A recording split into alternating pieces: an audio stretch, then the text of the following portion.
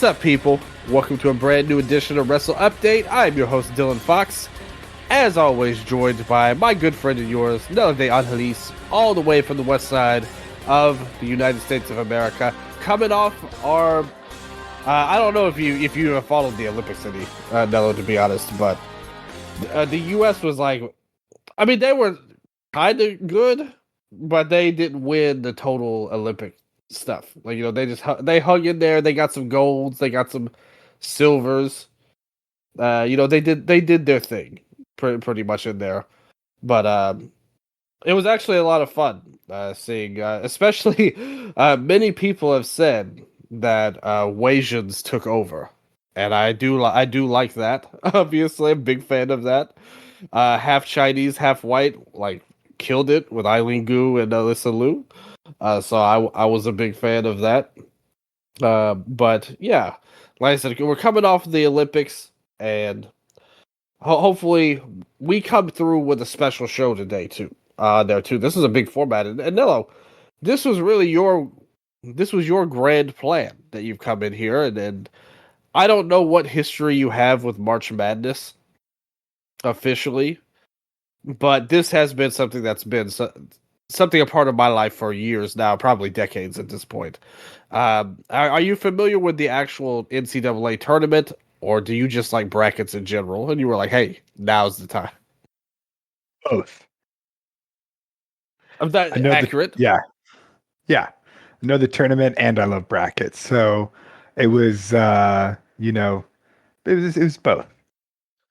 Do you have like a team that you root for, like a college team type of deal that you're going with?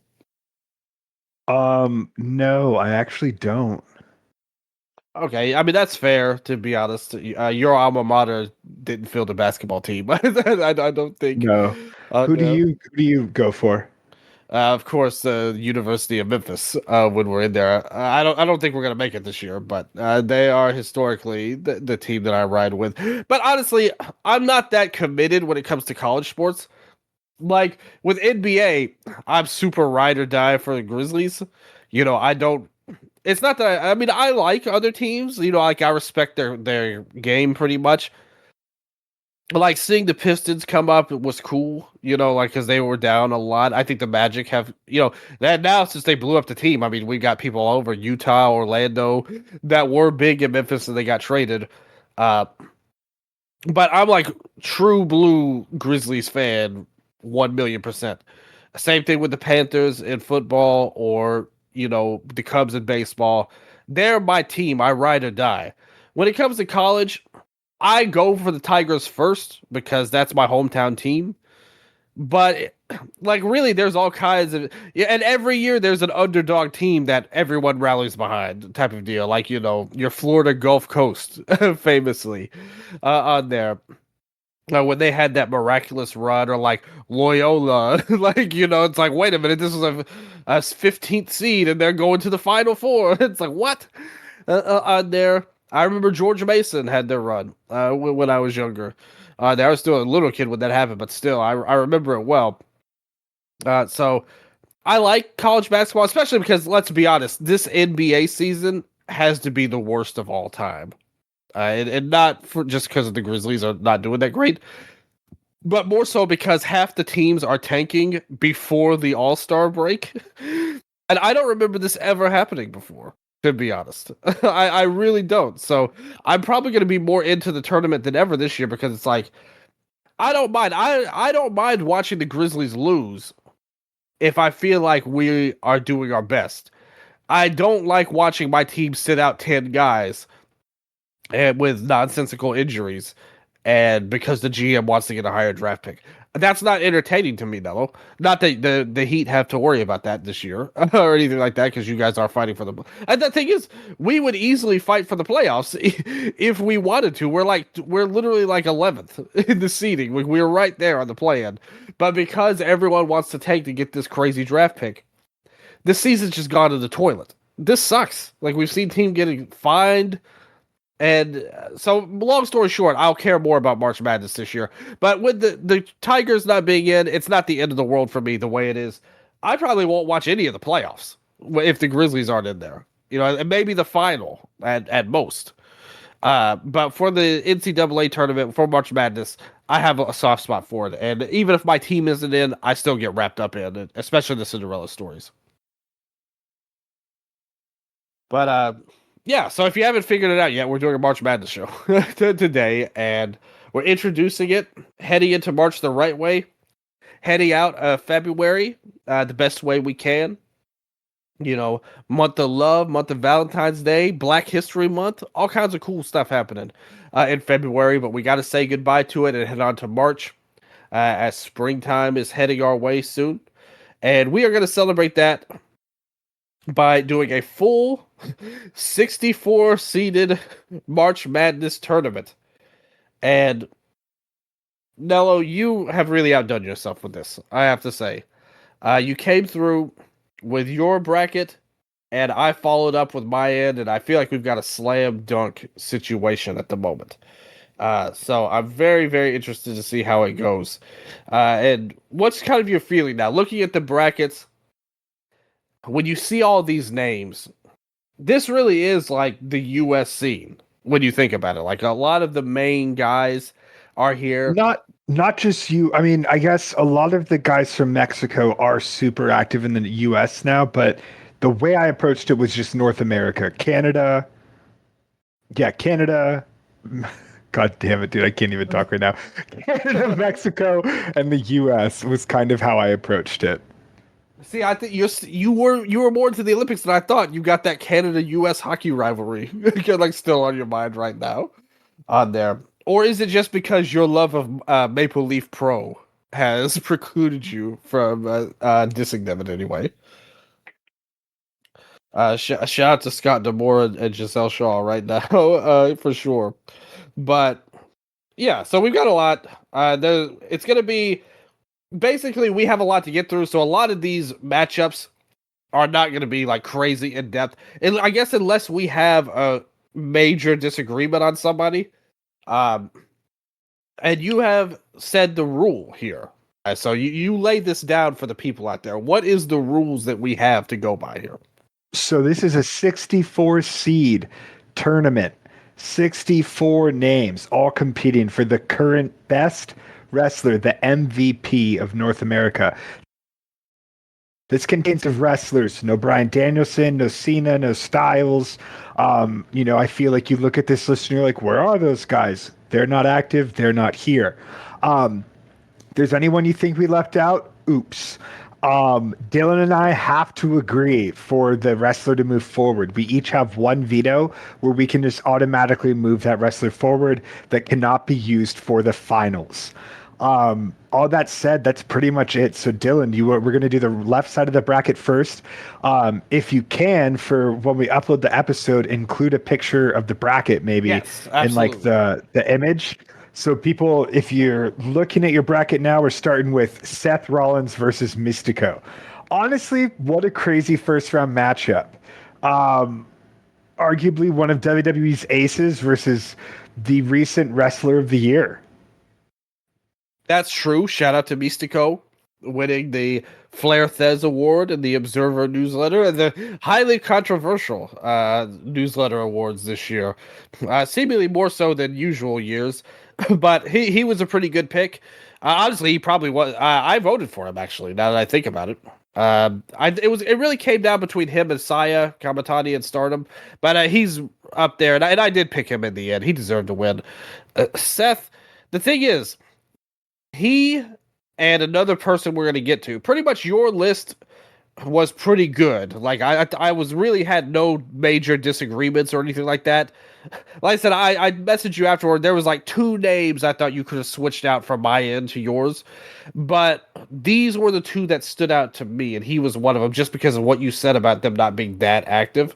But when you consider North America as a whole, I totally get where you're coming from. That said, who do you have going forward in this? Okay, Seth Rollins. You're looking at accolades. I feel like he has the more titles, the more accolades.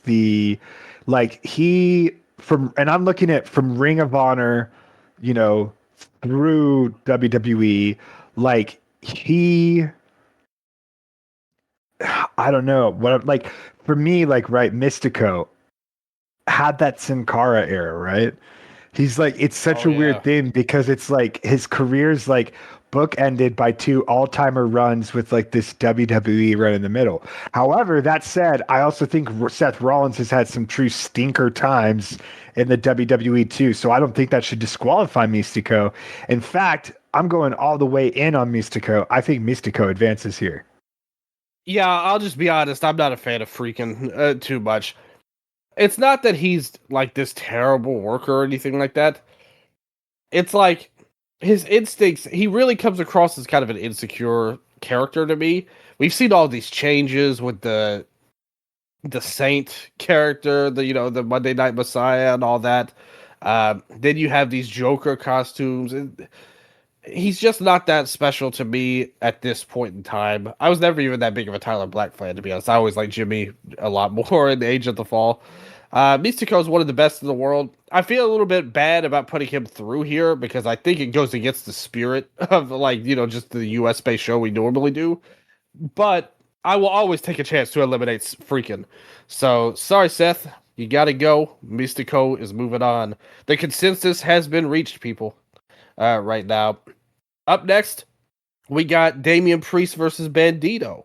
Puerto Rican Mexican rivalry, baby. Just like in the boxing era. We got here, and two guys from an AEW and a WWE representative, too. Who you got in this? Damian Priest was a very interesting case because Punisher Martinez was never really a standout talent in Ring of Honor. And he was an older guy as well. So when he got signed by WWE, I was still kind of surprised, but it made sense like a now or never. I think he had a brief, he did have a brief run at the top. I don't think that run was necessarily good. Those title matches were plagued by, you know, That was the Judgment Day era bot, when he was yeah, tons of botches is what I remember. Botches and injuries is what I remember his world title reign being like. And I think that ever since he's dropped that title, his stock has just diminished over time. Whereas Bandito, um, Ring of Honor world champion multiple time, which few people can claim still. Um, Dude was a staple on the independents in the mid 2010s. I think his stock has only rose since. And now he's probably on the best run of his career, where it feels like Damian Priest is kind of on the downturn. So my vote here would be Bandito, which sets up a pretty exciting second round main event or second round event. Yeah, to me, I've always said about Priest, he's the kind of guy that I think when he's a babyface, you like him, but you don't really love him. When he's a heel, you don't like him, but you don't hate him. He's a really good upper mid card player. I remember his match with Bad Bunny in Puerto Rico he just did a phenomenal job. And I think that's a great spot for him as kind of like a workhorse upper mid card guy. He's got a good vibe to him, a good worker. Look is good. Everything about him is good. And I mean that as a compliment. But in terms of top guy, I don't think that was really the best play for him. And being a part of the side story of the Judgment Day breakup really hurt his title reign. I mean, they had the thing with him and Ripley, which got over for a little bit, then they just broke that up. And now the thing is, anybody on SmackDown, because that show's been booked so terribly, like nobody's over on the show pretty much. It's like a totally dead show, even to diehard WWE fans, people who watch every week. You can watch, if you watch a SmackDown, compare a SmackDown women's wrestler to when a Raw women's wrestler comes up, whether it's Rhea, Io, Liv, Raquel, Roxanne. Any one of those girls are going to be super over. And the SmackDown crew, even if it's Julia, I love Julia. She's one of my favorites. But they book these people like garbage, and the show was the most boring show imaginable. Like, it's honestly, that was the show I voted for worst show in the awards, was SmackDown. Uh, I have problems with all the shows, to be honest, but that's by far the worst. So, Priest is doomed on SmackDown.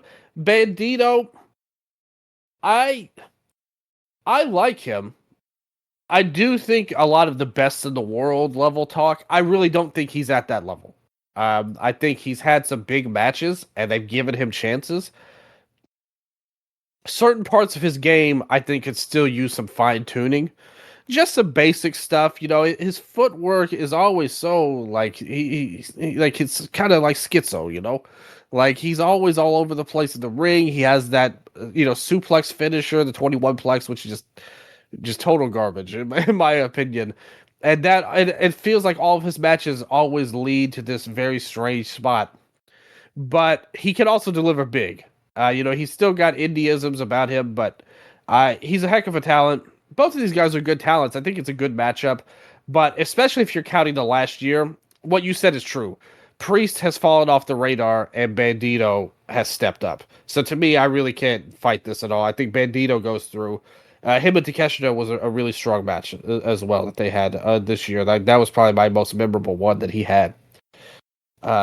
Another AEW and WWE matchup coming up next. So lock that into your balance, people, or your brackets, people. Bandito, Mystico coming up on the second round. We formulated here. So up next, we got Mascara Dorada and LA Knight. Who you got here? Mascara Dorada. I think that LA Knight has plateaued where he's at. He's a utility player. I don't think he has any real accolades. Was Eli Drake a TNA World Champion? I feel like he was. Like I know he called out dummies, which is practically a world champion in and of itself, right? Didn't he have like Rockstar Spud with him as well? In TNA. I'm looking at this around. He What did he do was with an TNA? Impact World Champion. Yes, he was. No, this is the Impact era, not the TNA era. As Yep. world champion. Okay, so he's got some credibility. Just not that much in his current company. Oh, he won it when it was GFW Impact.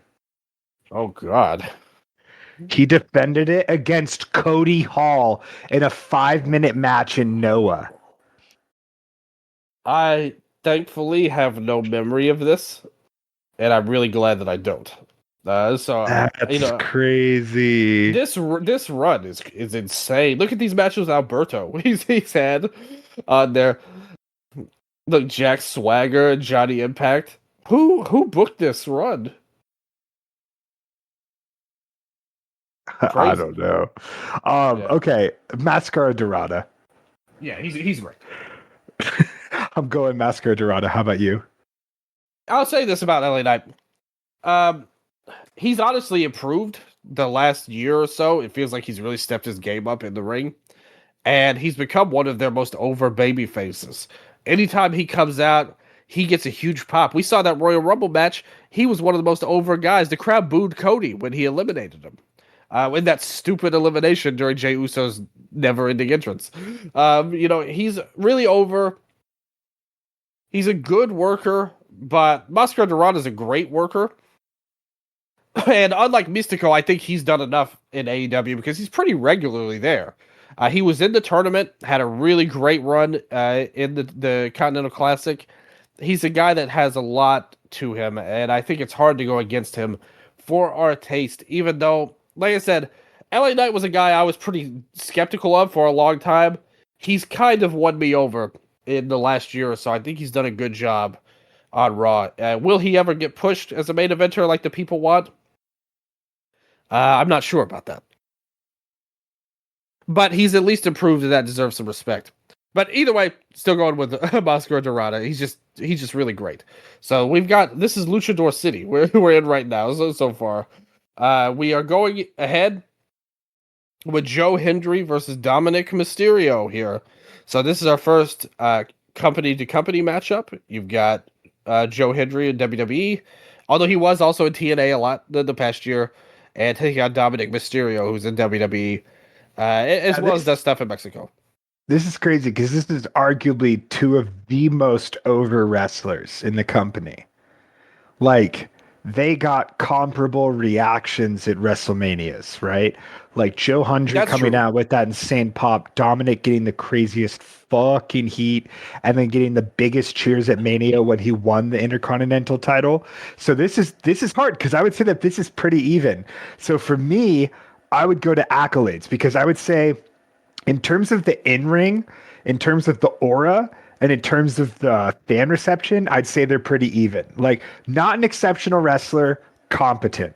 Insane fan reaction, super fucking over.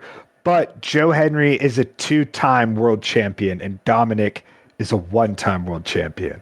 So, because of that, I would go Joe Hendry because he is currently to damn, I was going to say the face of a brand, but so is Dominic with AAA.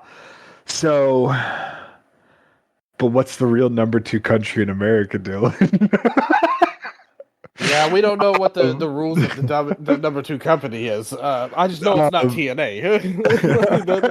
That's all. um, Uh, man, okay, whew, this is here, hard. all right. Well, Let okay, me give my you tell piece. me what you think. Yeah. Yeah, like let me say my piece here. So here's the thing. Dominic, I think, has done a great job improving and feels like a star player. Hendry to me feels like a gimmick guy. And like, he's got the song and he's got the music and that's all cool and all. But if you really look at what he's doing now, again, like when he was the big fish in the small pond, he could do that. But to me, being NXT champion, TNA champion, that's not as good as being a major star player and major storylines on top of it.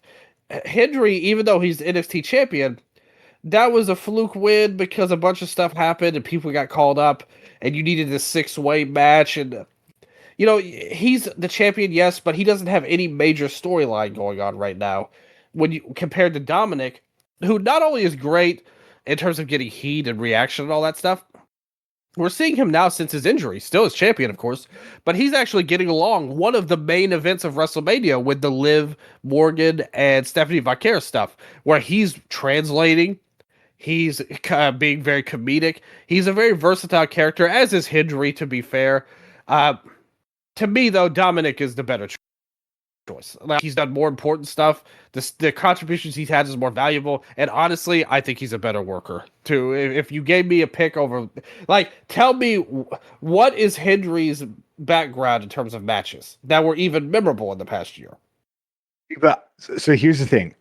I do not feel a certain way. So I completely agree with you on Dominic. I can go Dominic. I'm happy with Dominic. I can't tell you any good Dominic Mysterio matches either, though. I can't Well, sit here and pretend that I think either of these guys are like wrestlers that I would ever go out of my way to watch well, in the ring, no, but doing character work, yes. yeah, Okay, and so that's the thing. Dominic advances. Yeah, and I think Dominic uses his character better. The stuff he did in AAA with Grande is good. He did the stuff even with Cena, like he was able to heal himself in his hometown. Like you mentioned, the four-way at WrestleMania, he did a really good job in that. So he's got stuff to him that I think Hendry doesn't have. Again, I'm not saying he's a great worker by any means. If you compare, we'll talk about him up next, but he's just not a great worker. I'm not saying that. But compared to him, he does feel like a fully fleshed character, whereas Hendry to me is a complete gimmick. He reminds me of Bobby Roode when he came out with the Glorious stuff. Like he's a nothing worker with a gimmick, and that doesn't move me. Dominic is at least a complete character and a decent worker. He's not bad. He used to be terrible. Like he's at least adequate now, like you said about Hendry. So we agree. We come to consensus. I kind of you know, put my quarter up on this one. Back in the arcade days, they would say I had to put Dominic through. So we move on. Braun Breaker and John Moxley, two of the biggest stars in each company here. What have we got here? What say you about Braun and Mox? Ron Breaker is one of the top future prospects. John Moxley is one of our few living aces. I think that speaks for itself. Yeah, Moxley was the forbidden door the dude that literally bridged the gap to all wrestling in the world pretty much. Like the current landscape is very much like him to thank for that. Um like the man literally changed wrestling. I don't think Braun Breaker can say that yet. So I'm going Mox. What about you? Yeah, Mox. It's really hard to compare these two. It's kind of a tough break for Breaker, no pun intended, because, like you said, you're looking at a guy who's an ace level character, and Braun has done great in his role. He has the big moments that WWE builds a lot of their matches around. He's a really great physical specimen. The work is good. His promo, the one he cut leading into the Punk match, was fantastic, where he talked about he's going to take his wife on top of it. Mox is a total package, and for longer, though. I still will criticize him for the Death Riders run, but it wasn't necessarily a detriment to his skills. It's more so the booking was terrible, and that hurt that. So to me, if you let him go, which we've seen in the last 6 months, Mox is one of the best. So to me, this is really an easy choice. You got to go with Mox here, even though Breaker is. I really am a big fan of his, and I think he's going to be a huge star for WWE in the future, and a really good worker too. Like I said, I really enjoy his game. It's just not over Mox. Come on now. All right, next one. This is gonna be a fun one, I think. Kazuchika Okada versus Jacob Fatu. So Okada, all we're talking about here is his AEW run. Anything he did in New Japan is void. It doesn't fucking matter. We're talking about North American runs, right? Okay. Jacob Fatu, the guy who put if you watched MLW at all in the past decade, it was because you heard the name Jacob Fatu when he was champion, and you wanted to see who this Samoan werewolf was. Dude ran the Indies for a bit. Then he came into WWE, part of the Bloodline when the Bloodline still meant something. U.S. champion, currently feuding with Cody Rhodes. Kazuchika Okada, in 2 years, has probably held titles longer than Fatu has. He was a pretty long time MLW champion. Yeah, he had a huge actually. Run in MLW. He had a huge fucking run. So I would say comparable reigns in terms of monster reigns. And I don't think that there ever has been another run in MLW comparable to Fatu's, because that literally got me to watch MLW, and I will never fucking watch MLW again. Hey, they tried with Hammerstone, but it didn't hit as hard as it did with Fatu.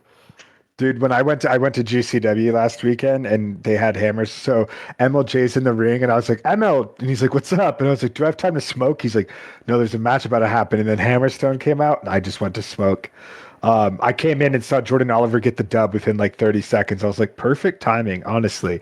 But that's all to say that, so for me, the best thing Kazuchika Okada has done since leaving New Japan 2 years ago was Hiroshi Tanahashi's retirement match. I don't think Kazuchika Okada has done anything. Like, when I think about what my favorite match of his is in AEW is so far, it's either the Ospreay match for Continental Cup, but that's a match I saw in New Japan, right? Yeah. If there's a match that's straight AEW that didn't happen before, Speedball. Other than that, I can't really tell you many matches. So I'm going to say Jacob Fatu here. And this is another one. On top of all that, I really agree with everything you said there. And not taking anything away from the Tanahashi retirement match. That was very special, and everybody loved it. But in addition to what you said, comparing them as a character, Fatu to me is like one of the absolute best in his company. And Okada, like, he just barely adds anything, I just don't think, like, the bitch stuff is funny, but it's something that's been dragged along for years now. And I did like his English promo he cut a couple of weeks ago, but Fatu's one of the best. Like I said, this guy is just so charismatic. Like, you could just have him doing anything. He can take stuff that would be lame in other performers' hands and make it seem like the coolest shit ever. So to me, Fatu has got huge swag. His promos are great. He's a great worker. And he's a guy that basically he was the one everyone said was like, why isn't this guy in a major league company? And it's because he broke all these laws and did all this stuff is the real reason. But eventually WWE was like, whatever. Like, we're going to give him a shot anyway. And he's totally taking advantage of it in a way where he came in. He was basically, him and Jeff Cobb were put in the same role, or JC Mateo. It's just he was so much better at it than JC was. So you have to really give Fatu his respect. To me, he's a standout player. He would be, like I said, if we were doing some kind of draft, like all the wrestlers are allowed to be picked and we start our own company, he'd be up there. Like, he'd be somebody I know I could do something with and make a big star out of. If he were in AEW, I think for sure he'd be a top star. Like with everything. He's just such a unique character and a really good worker. Whereas Okada, the thing is, he's going to come through like once or twice a year, but the problem is it's the rest of the year that it does nothing for me. He really is a guy that if he left tomorrow, I would not miss at all in AEW. I don't even think they would have any big matches where I'd be like, oh well, why didn't they do this? I really don't. I wouldn't miss him. I don't think he adds anything to the company. Whereas if you take Fatu out, that ruins a lot in SmackDown, especially because he's having to carry a lot of lame workers half the time. So for me, this is not that hard. I think Fatu is clearly a superior player at this point in time. Maybe there was a time in the past, Okada was the man, but not anymore. I'm going with Fatu here. All right. Maybe I feel like some could definitely view that as a huge upset. We've had a couple of upsets, I would say, based on like the U.S. style of things. We're not beholden to the rankings right now. We're going as things go along. But let's see if we get another upset here with this next one. Talk to Jey Uso versus Effie. Jey Uso, arguably one of WWE's top baby faces, Royal Rumble winner, World Heavyweight Champion, like 26 fucking time tag team champion or something crazy like that. Has the lowest rated WrestleMania match of all time. I don't know if that's true. I'm just assuming. Universally hated, most overrated wrestler. Michael Cole match. Come on. Universally hated. No swag, no aura. No, I'm kidding. Most overrated wrestler in this past year's Observer Awards. Epi. Also, from some, like with his comments about AEW and stuff, not super liked in certain groups, right? That's true. However, if you talk about queer gay wrestlers, Effie, there's probably no one bigger than Effie, or no one that has done more for gay wrestling than Effie with the Gay Brunch and other work that he's done. Streamer extraordinaire. GCW World Heavyweight Champion for a while. Tag Team Champion as well. Had a really fun heel run in Camp Leapfrog. Not that really means anything in the grand scheme of things. It counts. It happened. I think that this is one of the cases where the end of, because this is ultimately WWE, the world's biggest company, versus the indies here, right? Effie never signed to a major company, pure indies guy. I would say that Effie, even without being in WWE, is the bigger wrestler in terms of the history and landscape of pro wrestling. I would go Effie. And to me, the thing is, Jay had his moment in time. Like they've already backed off of that. He's back in the tag team. Like that, and that main event run lasted like a year. And there were some ups. Nobody can deny his overness at times. The entrance, he did come in, and he felt like when he first broke off, when they did the breakup angle with that stupid match we saw at SummerSlam with him and Roman Reigns, where Jimmy turned on him, which seemingly has gotten retconned. But and then even after, like a week later, it got retconned because Jimmy was like, "Yeah, I screwed you over, but it was only to save you from becoming like Roman." And then next thing we know, Jimmy wants to get back with Roman. So that stupid angle when he went to Raw afterwards, I think he did have some aura with the entrance. The fans love his arm thing that he does. His entrance was popping, but Here's the thing. Like, when you look at his run, hold on a second. I got to take a call second. Wait a minute. Someone doing Guga Hingpyeon as Dago Maheyo? Sorry. South Korea called me. They said he sucks. He's the worst wrestler ever. All right, I got to go with Effie on this one. Jay swept all of the worst awards. He even got 5 worst ofs in a row on the same award. So to me, if South Korea hates Jay Uso, then I'm gonna road with Korea. Effie, shout out to the gays right now. They beat it here.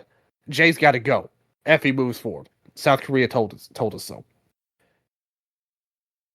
Tripped me the fuck out. I thought you were serious. You had to take a phone call, and then you just like immediately switched languages. Yeah, that tripped me up. Damn. Okay, I see where you were going with that now, though. That was incredible character work. Wow. Top tier. Way better than Jey Uso.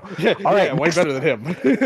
This is another really good matchup, I think. Mike Santana versus El Hijo del Vikingo. So pretty much the top babyface and world champion of Impact right now, the guy that they've really built the new sort of AMC era company around, versus El Hijo del Vikingo, who, you know, I would say that we are in the midst of a new sort of golden age of lucha, right? There was this lucha explosion. Like the last time I would say was like the mid 2010s with like Lucha Underground. And then when all of the AAA guys came into PWG for like the first time, like you had Penta and Phoenix really debut on the world stage and stuff like that. I feel like this second round was pretty much led by Vikingo. This dude was a must-see act when he faced Speedball at, you know, Spring Break. Like, he was the world superstar that was coming in to fight arguably the king of the indies at the time, right?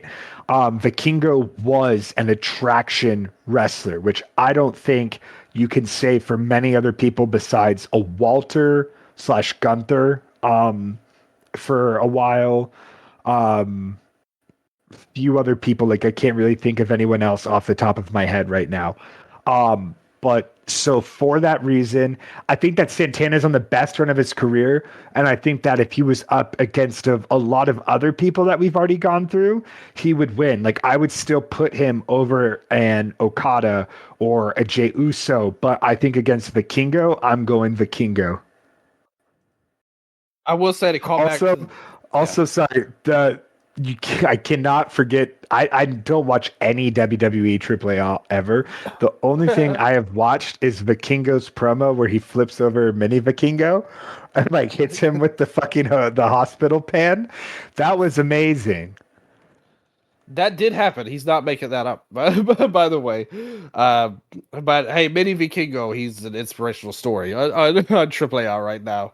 I will say, if anybody's wondering what I said in Korean in the second one, I literally just said, "Oh hey, you say he sucks." Like, that's what I said in Korean. So they told me he sucks in Korean. Clearly, that was all of South Korea on the phone right now with me. That's how important this March Madness is, or just how much they hate him. They will not allow him to win any award anywhere. They have to go away. Santana and Vikingo.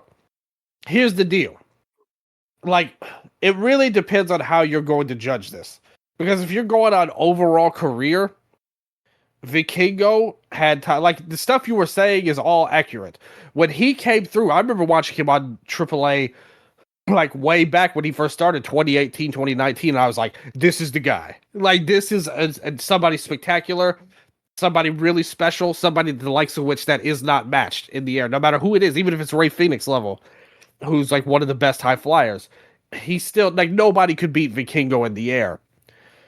That is all true, and his career has been better than Santana's overall. If you're talking about the past year, though, Vikingo, he struggled as a babyface in AAA. He really got overtaken by Dominic, even as a popular player. He might not be a technical, but he is popular to the fans. Grande is a technical, and it's very popular. Vikingo was just never their guy. He wasn't booked right. It wasn't all his fault. Remember the match he had against Kenny Omega, which you got all this heat for it being advertised as a dream match, but then TK won in the end because that did a great rating and was one of the best matches in Dynamite history. We can't take that away from him. But I feel like he's not really where he was back then as a worker. He's had some injuries. He's had some stop-start booking. The company has been in disarray. Like, that's the thing you got to understand. Like, of course, I'm like, nobody wants a monopoly or any of that crap in wrestling. But before WWE took over AAA, they were just like I said, it was total havoc there. It was going nowhere good, and they actually did give them stability. I do have to give like that. I have to tell that truth. And he was suffering because of it. Whether the injuries, he had some personal stuff going on. We won't get into today. But You know who I would compare this run to is Ricochet. Like had a really awkward transition from face to heel, but is now on like has now found his footing with it. yeah, And I think the fact that they've refound their footing and aren't still in that sort of yeah, tumultuous era is why I would still go with Vikingo. and he's good. Like he's good as a heel right now. Good as a Rudo. Um, Santana, I like a lot personally. I think he's a good player for TNA. Kind of guy you could. I think ideally he'd be a piece. Like even for a TNA level company, I think you would want to have multiple guys at his level. Whereas right now he's kind of like the ace character. And I think if you had 3 or 4 guys at his level, that would be better than just him being the top dog. But he is good though. I like his work. I think he's a really good promo. He puts a lot of heart in his wrestling too. That's something I always approve of a lot. You can tell this guy's trying his best. He bet on himself. He was really the first one that was like, hey, AEW, this isn't working for me. I gotta go. Like, I can't team with Ortiz and this team going nowhere no more. And he left. And he could have flopped. We look at Alan, Alan Angels, like that, like he could have been in that level. But instead, he thrived. He thrived. He got a good run on NXT, representing his TNA champ, and I like him a lot. But that said, when you talk about Vikingo's heel run and just the overall grand scheme of things, I can't bring it. I can't really fight you on this. Like I don't feel that strongly about it to go against you that bad. I think Santana purely in the US obviously has more than Vikingo, who really only had like one. And his match with Gable was pretty good, to be fair. But I can't really go against you with it. I'll go with Vikingo too. Do it in the memory of Mini Vikingo in the hospital right now. There, so we'll move Vikingo forward here. That set things up. If we're following along, that would set up Effie and Vikingo in the next round. So for sure. But now we have a main event level match. We got to talk to him about this, Nello. The next 4 rounds are absolutely fucking insane and could honestly be finals or semifinals in most other brackets. So like this one for sure, if they were on opposite ends of the brackets, I think that this could be a finals. Adam Page versus CM Punk. We did not plan this. These brackets were completely randomized. The seeds were randomized. Everything was randomized. So this is just fate bringing back these 2 lovebirds together. So CM Punk obviously has the longer run, but a third of that run was on the bench, right? Or maybe he was a UFC fighter. Yeah, right. Hell of a run. The kid just didn't want to fight, Dylan. The kid just didn't want to fight. The kid tried to fight actually. World champion in AEW, world champion in WWE again. I would say he's become everything he used to hate. And I think he's on like the least inspired run of his like tenure right now, like one of them at least. Page, I think, still has such a long career ahead of him. He's arguably been the most captivating character on television for nearly 7 years going on now. Like he's a character that you've tuned into and he's had steady growth over those 7 years, which is so rare. Like, I really can't think of another character in wrestling who has the writing depth of an Adam Page, sans maybe a Tony Storm or something. Um, which we should do a women's bracket too. That would be really fun. Yeah, I'm up for that. So I'm, you know, I'm going to try to be as non-biased here, but I feel like no matter what I choose here, I'm going to be biased. But I'm going to go Adam Page. Yeah, I feel like with this particular person, it's kind of hard to be unbiased. But I will give it a shot too. Punk, for his positives, I think when you look at the situation he's in WWE, I mean, listen, this man's about to main event WrestleMania, like night 2, at the end of the day. That right away, we have to acknowledge that fact. He's going to be in the biggest match of the year, anywhere in the world of wrestling at this point. And that deserves praise, ultimately. Like, this isn't like a bullshit main event like last year. Like, they're going to do, this is a real world title match against Roman Reigns. And when you look at the way of WWE promos, a lot of them just aren't that good. But I do think he is one of the ones that can get something out of it. I've always thought, because before his first run in WWE, he was hailed as this master on the mic, and I never really bought that. Like, I always thought he was pretty overrated. Like, even back then, like even the pipe bomb and stuff, everyone shit their pants over. Like, yes, that was a great promo and all of that, but I never really bought it as a shoot the way like some people did. And in general, he's done a lot of messed up stuff. There's no doubt about that. To be fair, I know the Hangman's under some heat right now, because of that Marty Scurll picture that came about on there. Some of his fans have kind of turned on him a little bit, but that really hasn't manifested in the arena. In the greater scheme of things, he's not any less over overall. And it's not like, his actions haven't said anything too much. But he is the guy that, like, both of these guys, actually, it's one of those things I've always said too about, before I said Punk and Triple H were like this. Their rep was that they hated each other so much, but I always thought they were like kind of like mirror images of each other. And I actually think these two have that same problem, where they had this destructive relationship when they were paired together. But you're actually seeing a lot of similarities come about with Hangman now, as we did with Pepsi Phil. And I think that they were very similar, and that led to them blowing up. And as a fan, I think Hangman is a much better worker than CM Punk. And especially now, I was never his biggest fan as an in-ring guy, but Hangman as a wrestler can still do a lot of great things. He's in an interesting match right now coming up where, bringing back one of their worst stipulations that AEW ever did. The Cody will not, if he loses, he can never challenge again for the title. I don't know who wants that, but it makes it a major match, and it's something that spiced up this MJF run, which to me was just going nowhere. We'll talk more about that in a second. So I really think Page is a better worker. I think Punk is a bigger star. I do have to admit that. But I also hate him. So, like, on a personal level. So that's kind of hard for me. I'm trying to be an analyst here. It's really hard for me to go against the guy main eventing WrestleMania in a month. But I think with Hangman, he main evented their biggest show, like last year, at All In. And that's a match that everyone says, I didn't even like that match that much, but it was very memorable.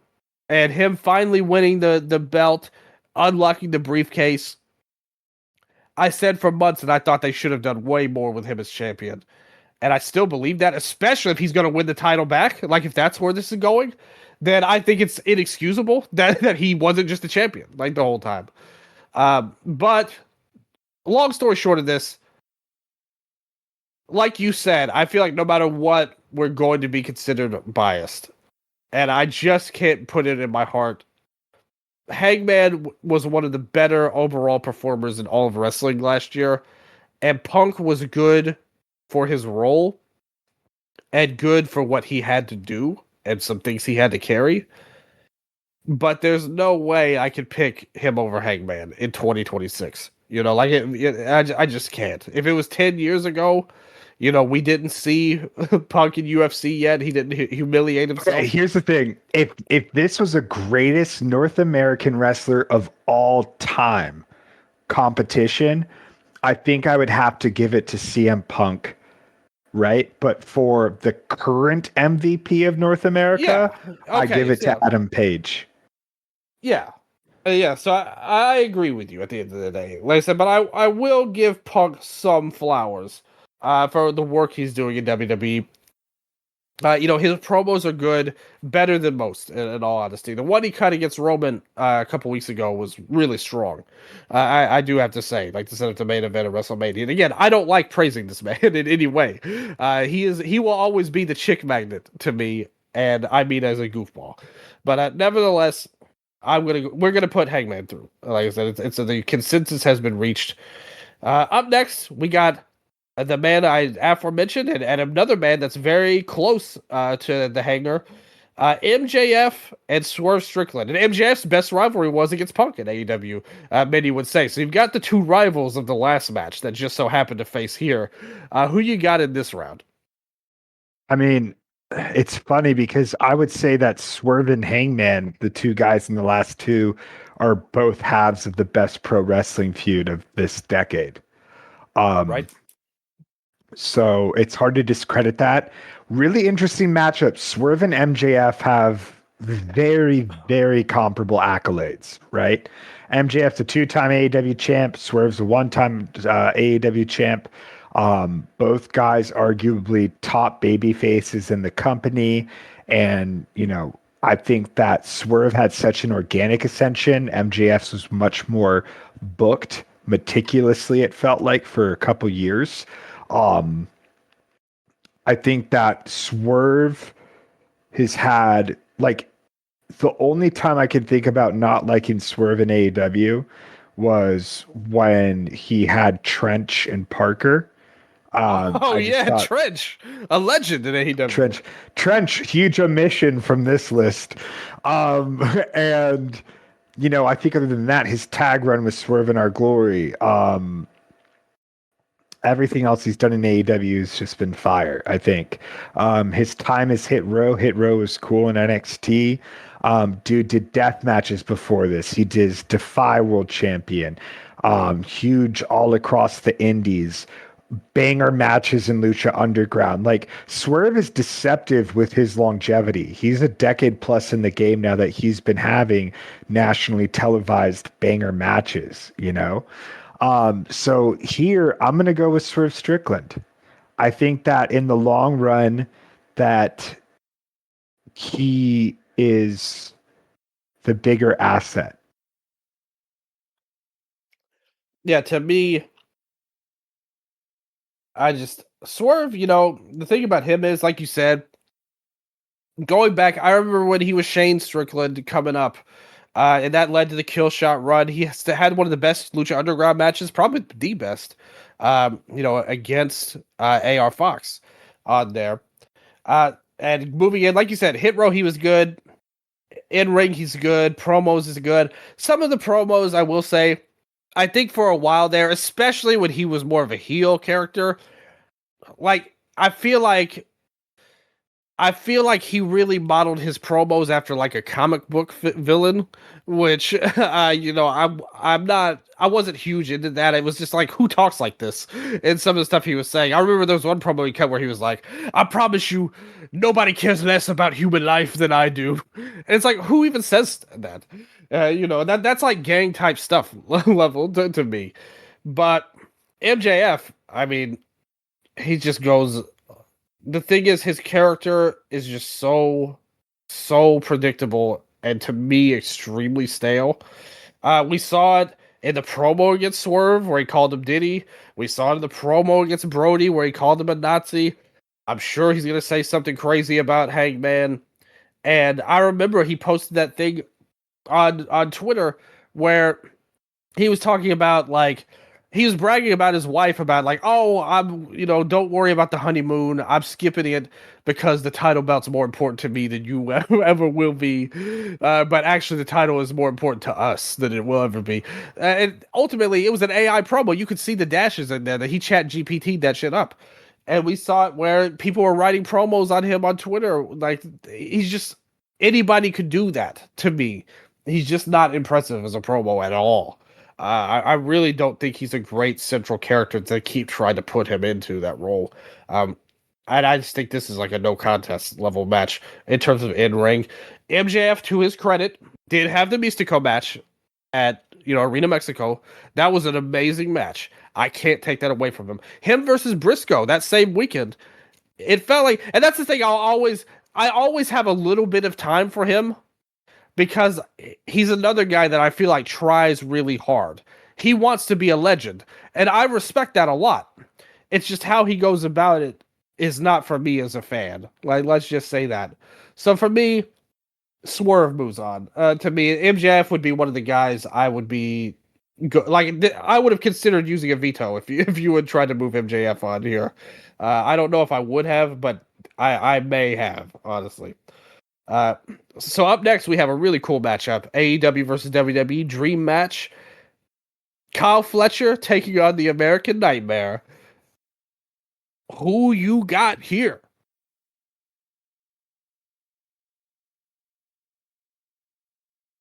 I think you're muted. Oh, can you hear me?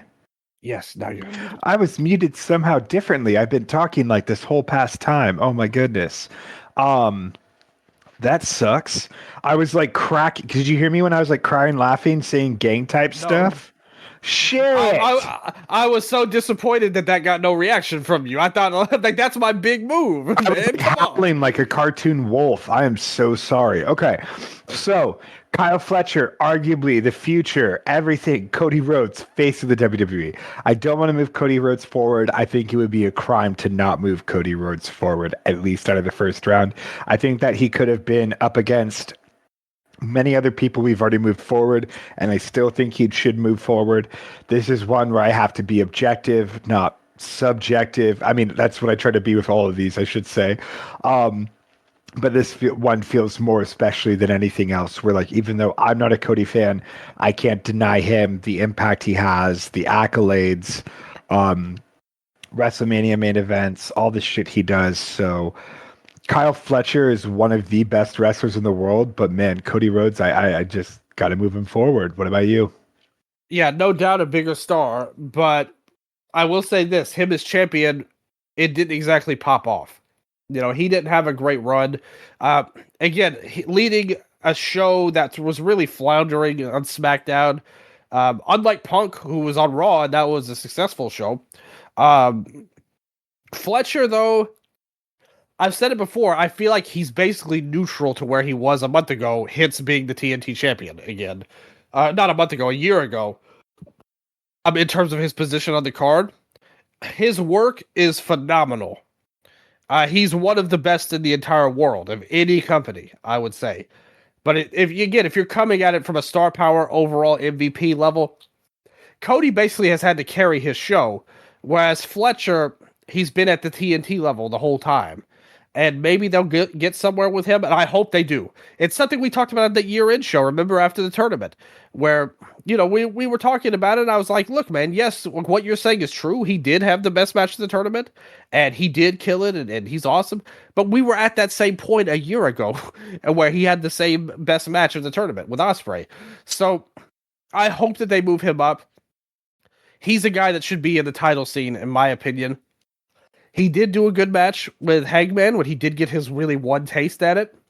That did a great job in terms of the build-up, the ratings, the match itself. But in the grander scheme, I can't fight you on this. Cody has to move forward.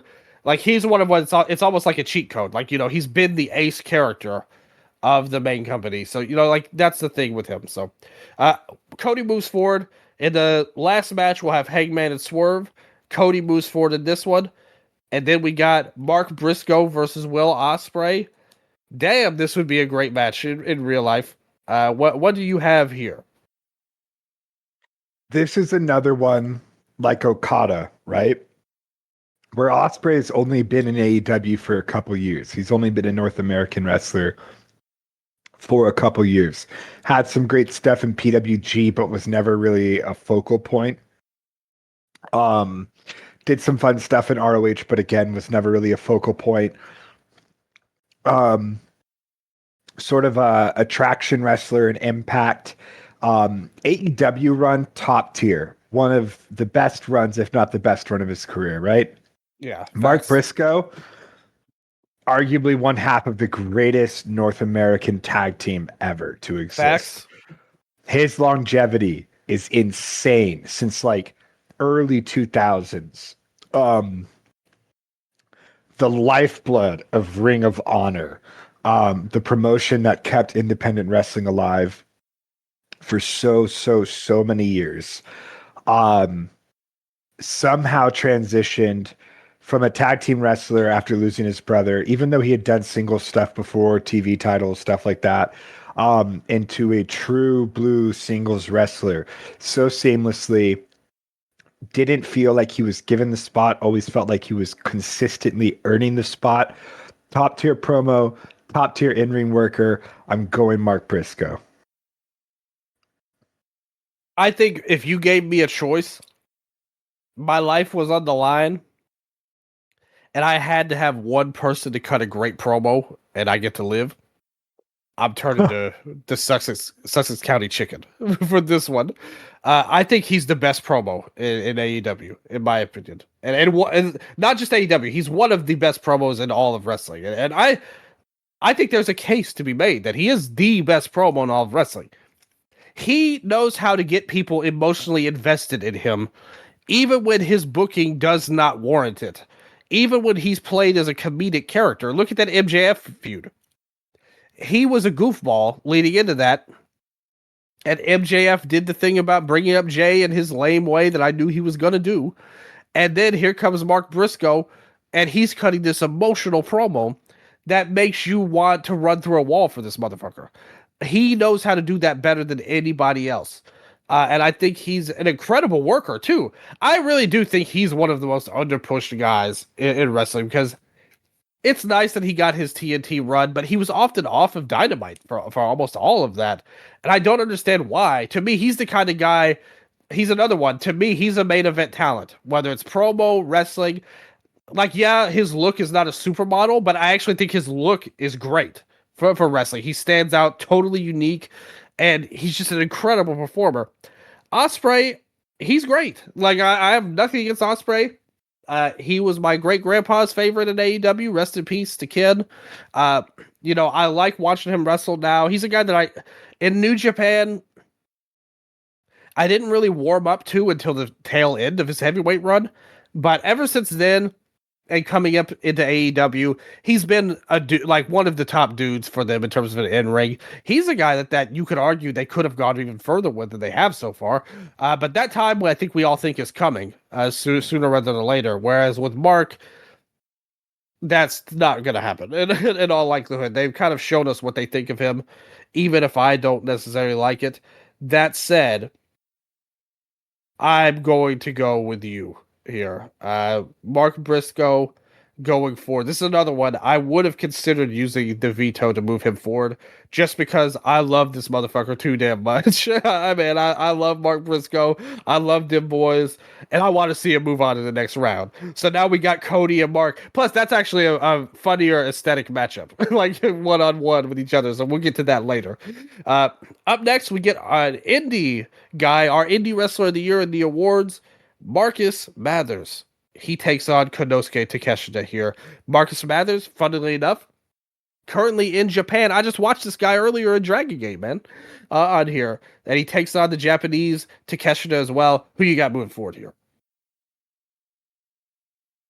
Okay. Takeshita in AEW. Incredible matches. Has he ever been given the meaningful platform in America that he's had in Japan? No. Is Marcus Mathers a better wrestler? No.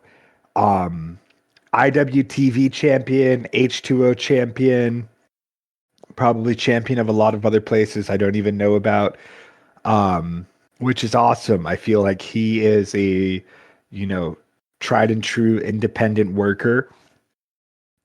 He always gives his all. I've seen him live before. He's a great wrestler. So saying he's not better than Takeshita is not to discount him, but I would say Takeshita's best in the world level, whereas Marcus Mathers definitely feels like still has yet to enter that serious phase of his career, right? Like, I think he's still in that young lion phase of like getting his independent reps in, going to Japan for the first time on a meaningful tour with Dragon Gate, right? Like, I think that he's still in his pre main roster era. Yeah. But again, like, I can't tell you any accolades that Takeshita really has other than good matches in North America. Hasn't won any tournaments, hasn't won any titles except the TNT, right? Yep. And I would say that winning the IWTV title is bigger for like North America than it is because you're representing the independents at that point. Well, to be fair, it was the international title when he had it. So it's very the international title. Okay. So I was wrong, not the TNT. So man, this is crazy, and I can't believe I'm going to do this, but I'm going to say Marcus Mathers. Like, again, if you were talking about best wrestler, Takeshita, no question. Ace of DDT, the fucking king of New Japan this past year. But Yeah, that's true. He was the champion in the last but year. in AEW, he's just always been an underrated guy. Yeah, he is in a storyline. It's a really shitty storyline. They've mishandled it horribly with Okada. But he is a guy that I feel like it's like they like him enough not to forget about him, which is more than they could say for a lot of people on that roster. He's almost always on Dynamite. And he's a guy that's had, like you said, had a lot of great matches. But I agree with you ultimately. Like, he's not only is he not where he could be, he's not really where he should be. And I think a lot of that is, I mean, to be fair, we just saw him main event, well, not main event, but he was in the major match for the Grand Slam show, for the Continental title with Moxley, which I thought was a good match. I actually thought it could have been better, to be honest. I had high expectations for those two, and it wasn't really met. That said, Mathers, again, I've been watching him on Dragon Gate. He's had some matches I liked. He is one of the better talents in the Indies. But to me, I think this is going to be our disagreement here. I can't put him over to Takeshita, even though I agree with your points a little bit. I just think Mathers, maybe it's just because I've been really disappointed with his Dragon Gate run that he's had, too, that may be influencing me a little bit. But again, I like some of his matches. I'm not hating on him at all as a wrestler. I praised him on the award show. I liked his matches with Fancy Ryan Clancy, Bear Bronson, all that. I like all that. But Takeshita, to me, because I'm thinking about it out, and he is a guy that wrestles all over the place.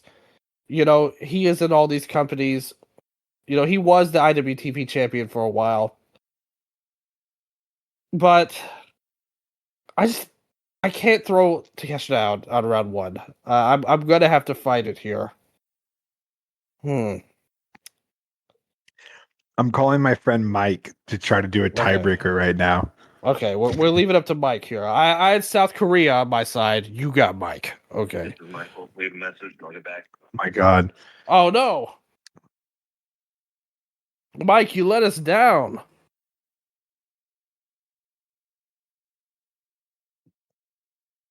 Hold on, I'm gonna call him again. I've never called Mike before, so he probably thinks something's wrong. Can you hear it ringing? Yeah, I can. Okay, cool. I just want to make sure I can pick it up. Hey, okay. Hold on, speak. Then Dylan, tell me if you can hear him. Yeah. Did you hear that, Dylan? Yeah, I could hear him. for sure. Okay, perfect. Okay, Mike, so we're doing a best of North America, best MVP of North America pro wrestler bracket. Right now, we need a tiebreaker.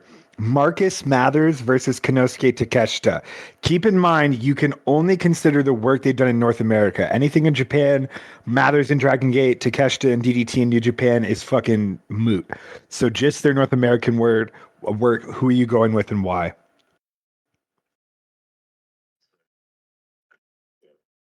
Look up a little bit.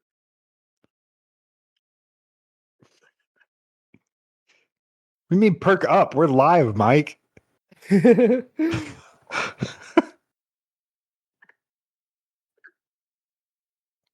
What are you doing? Oh. Mathers? Oh, okay.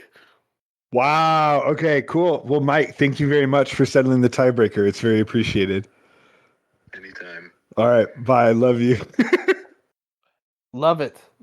Mike giving the verdict here, knocking out Takeshita. Unbelievable right now. Man, we've had this is a star-studded show right now. We had all of South Korea and Mike on the show. On there. So, hell yeah, Mathers is going through. I gotta side with Mike, man. We've got the consensus reached in an unexpected way on there. Shout out to Mike. First ever call live on Wrestle Update, I think. Again, very unexpected, but I love it. On there, Mike delivered. He perked up at the end too. On there too, like he said he won. Yeah, good stuff there. So shout out to Mike. Mathers goes through. Up next, we got a WWE only matchup. Trick Williams and Javon Evans. This is going to be interesting. Who we got here? Man, this is hard because it doesn't matter if you can wrestle or not in WWE. So Trick is a serious prospect still. I feel like Trick has gotten everything and Javon has gotten nothing. So, like, as much as I want to say Javon Evans because I think that he's the much better talent, Trick is the multi-time or multi-world champion in multiple different companies within the past couple years. And, you know, I think that they see more in... I think they see Javon Evans as like a good wrestler guy, but they see Trick Williams as the pushable character, right? And so... as much as I like Javon, again, I'm going to go Trick. What about you? Yeah.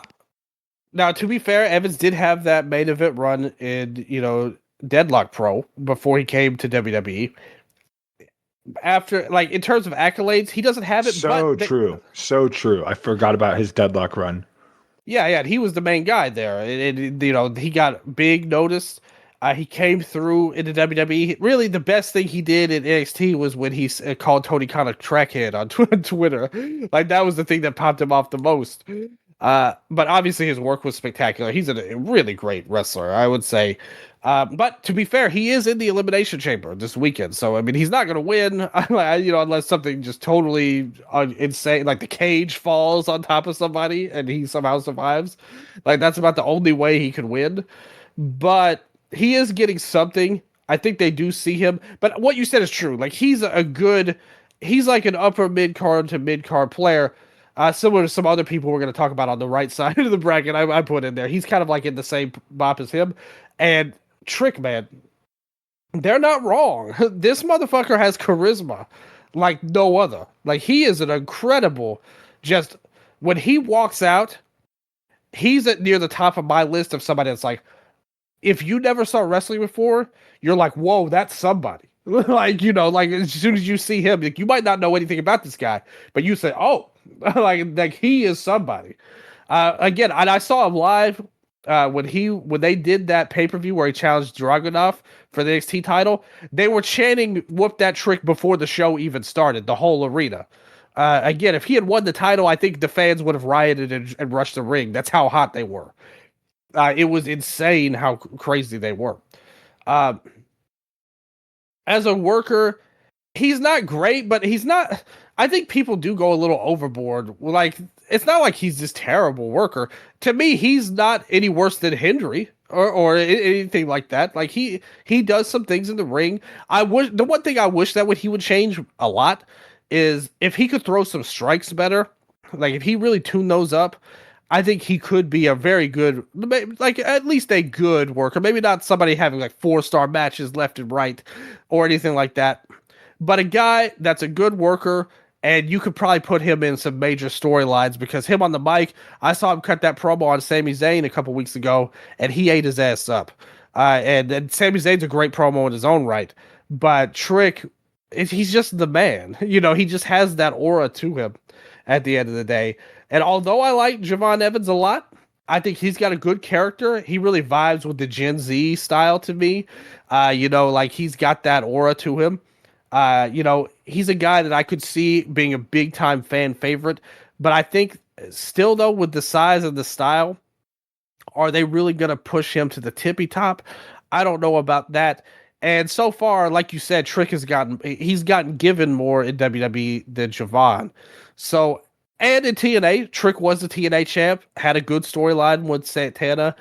But again, like, you know, if you showed all these people's 8x10s to just a random person, you know, like walk up to some girl on the street and says, "Hey, check this out." And you showed her all the pictures of these guys, he would be near the top of the list that would stand out to me, just with his just huge swag. So Trick, I will not argue that at all, even though I'm a big fan of Javon and I think he has a good future. I'm skeptical about him being a main eventer. Trick, though, I think they'd be crazy not to push this guy as a top star. Another WWE only matchup coming up next. Oh, we got Trick Willie and Mathers coming up on the next round. Keep up your brackets, people. And then we got our last 2 matches on this side of the bracket. Gunther and Randy Orton, WWE only. Who you got? All right. This is essentially the OG Legend Killer versus the current gen Legend Killer. Yeah, that's crazy how it worked out. Yeah. Gunther, since like it's interesting because Gunther, what we're considering here is like his main roster run and his brief NXT run, right? Yeah. Because everything he did before was NXT UK, and then it's like WXW, PWG in Japan. Right. So, you know, Gunther's had the shorter tenure, but I don't know if there's anyone positioned better or stronger currently right now. And then you have Randy Orton, who has the crazy longevity, but like how many of those years are you saying were banner years, right? Yeah, he's a guy that got popped because he has an over finishing move. You know, like it's not like he was like this game changing player, had all these incredible matches. To me, Gunther is way better. Like it's not even close. Like I think he's a better promo. I think he's a better worker. I think he's pushed better at this point in time. I think he has future. In fact, I think I can see this match happening in this year and it ending with Gunther taking Orton out. To me, this is like a no-brainer. Like Gunther should win. All right, Gunther. Next up, this one also is pretty easy to me. Nick Yeah, Nemeth, Obafemi. Nemeth again with the longevity, but I think that, and you know, maybe I'm wrong because he's been a main event player in Impact since he's left the WWE. But he was such a damn, and then I'm like, but I was about to say he was such a nothing guy in WWE, but like that tenure where I'm like, he was a nothing guy. He was an NXT champion. He was a multiple tag team champion.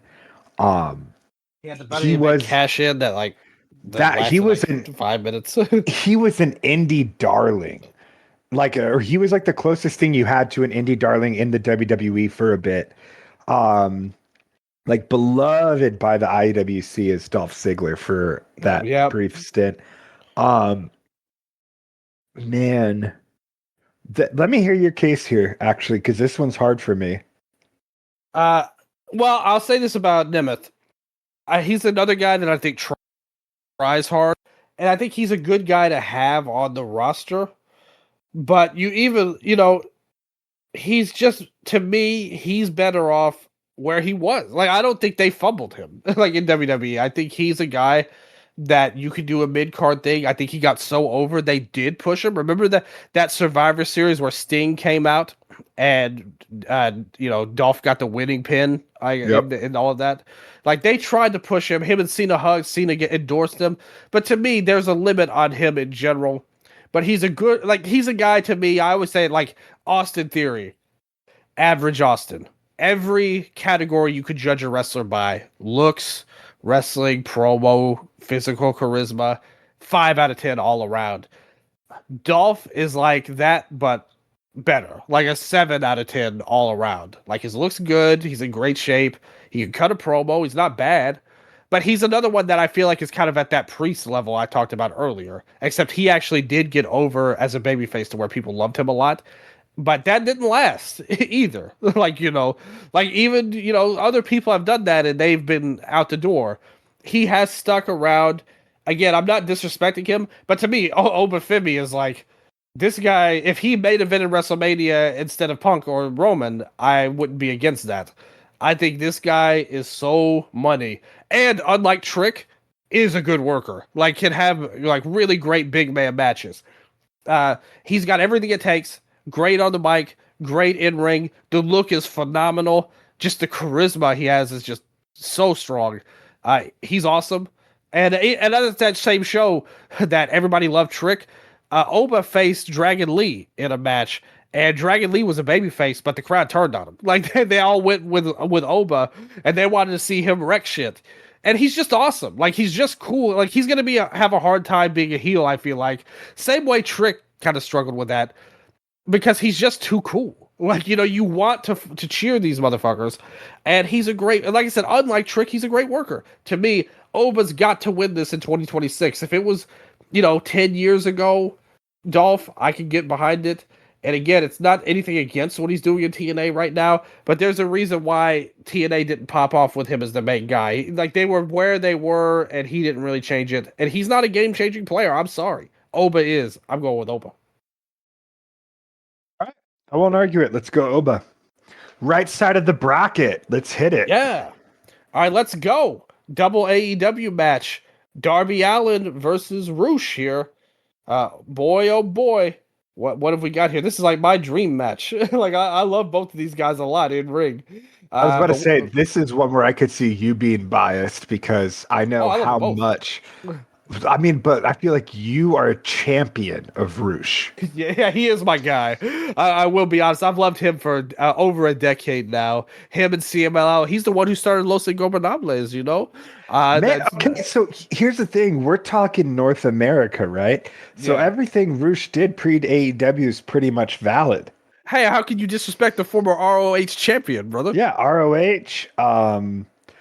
Man, before they got bought by AEW too. I was about to come in here and say Darby no contest, but sell me on Roosh. Well, the thing is, I love Roosh a lot. I think he's way underrated. He's another guy like Briscoe. If I booked AEW, or like, remember when we did the Ring of Honor episode? He was one of the guys I circled as like, hey, I think I could get him because I don't think Tony really values him at that level. But for me, if in my hands, if I'm running the show in Ring of Honor, Roosh is a top star. And I just want to see, the thing is, he's another guy. I just want to see him beat the hell out of people. He's kind of like Oba, actually, like what we just talked about. Like, great worker, charisma, so strong. Obviously the promos aren't really there. But still, he gets across everything he needs to get across just by his actions. So I'm a huge Roosh fan. To be honest, though, if we're going to be unbiased, he doesn't have what Darby has in terms of importance to the company, even though I like him. But it's really hard for me to sell you on a guy whose role right now is teaming with Sammy Guevara. And have we even seen those guys tag lately? Like, when was the last time they even had a match? Even Roosh is injured again. Oh, see what? That's another issue. To be fair for Darby, he did take that time off climbing the mountain or whatever, but that led into a major feud with Moxley as well. To me, I think Darby should win. He was one of the two guys that I said you should probably have on, a major run. Like, you could have swapped out one of your guys. So I'm going to go with Darby here. Let's go with Darby. I can't argue that. All right, this is a fun next up. See, like this is why I love randomizing because you get really cool matchups like this out of nowhere. Okay. Recent AEW signings and tag team partners: Alec Price and Jordan Oliver. Man, this is so freaking hard, dude. Like, here's the thing, though. If you want to talk about recency, remember Jordan had that injury last year as well that took him out for a while.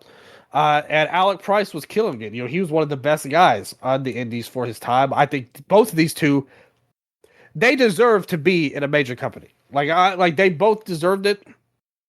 They haven't quite gotten the red carpet treatment or anything like that in AEW, but they are guys that are constantly showing up. And when you're at this kind of lower level, just being on TV a lot, that means something, I would say, with how Tony books his shows. So I think they both have good futures. I think, and I got to say, like, if we had a lifetime most improved award, Jordan Oliver, man, he's worked his ass off because I watched that guy when he was a kid. And I was thinking, MLW, fucking, what was that faction called again? oh, yeah, Oh my wasn't god, that with shit, who was Myron it? Reed Yeah, and yeah. like Black Cheese, I think, or Oh, was some he in shit. it? No, I oh think my so. god, I must have Hold on. totally missed that. In Injustice. No, Injustice, yeah. you had Koto Brazil into that. Hey, I like Koto Brazil. It's kind of like like an underdog, guy. But anyway, he wasn't doing anything great there. And long story short, I saw this guy and I was like, man, why are you wrestling, bro? And eventually, though, he kept at it. And again, he really showed up probably before he really was ready. I bet even he probably thought that. Uh, but he still did his thing, and he kept getting improved and improved and improved until he was really one of the best indie guys in general. And I love what he did. I thought he had a great tag team with Nick Wayne. They got a good storyline there. Whenever Nick Wayne gets back, and now his team with Price, it's another good one. I'd love to see them all come together and form their own like faction, like young guy, party guy faction. I think they'd all be a good fit together. But also like Yeah. Jordan Oliver's run with the Jersey Championship Wrestling belt. Oh yeah, 364 days, really, really good run. Bookended by like 2 J Cups. yeah. Look where they're at now with the recent one with Charles Mason. Yeah. Yeah. Yeah. There's a reason he's not on the list right now. But yeah, I like what he's doing. Good tag team work. Obviously, yet to have any kind of TV breakdown. That's for the thing is, a lot of the stuff you could say for him is you could say for Alec Price too, except Alec Price started at a higher level than Jordan did, and because they're all kind of in the same run. Neither one, Price did have that run as IWTV champ too a few years ago, so he did his thing. It's a close call, man. Like who do you have in this? Dude, honestly, I feel like this could be a coin flip. Yeah, totally. And I like both guys a lot. Okay, I'm trying to think here. Do we? All right, here's how we're gonna do this. Here's what we're gonna do. We're gonna flip the coin right now. We've had South Korea. We've got Alec Mike. Price's heads. Yes. Okay. Jordan's tails. Okay. I'm flipping it right now. Oh, did you hear that? Yep, I heard the coin flip. Okay. It is. We have heads. confirmation of coin flip. Alec Price moves forward. Oh, sorry, Jordan, man. You're gonna have a good run though. I want to see what these boys do in the future. I think they've got a great future in AEW, and I hope that they use them right. I think they're kind of like the indie version of Jet Speed, where they kind of had a bigger run to start in, like Bailey and Kevin Knight. I think these guys could be the sequel to that, and I'd love to see a matchup between those two teams. To be honest with you. All right, next up, we've got X Division champion Leon Slater versus Hologram. I think Leon Slater is one of those people that makes you tune into Impact, whereas Hologram has been a guy that's been hot, cold due to injury, push, not push. I don't think he's really made any sort of meaningful impact yet, even though they've really tried to push him as like this homegrown talent. So I think that hologram has a lot left to be desired, while Leon Slater has really proven himself already as one of the next generation's like top prospects. So I go Leon Slater.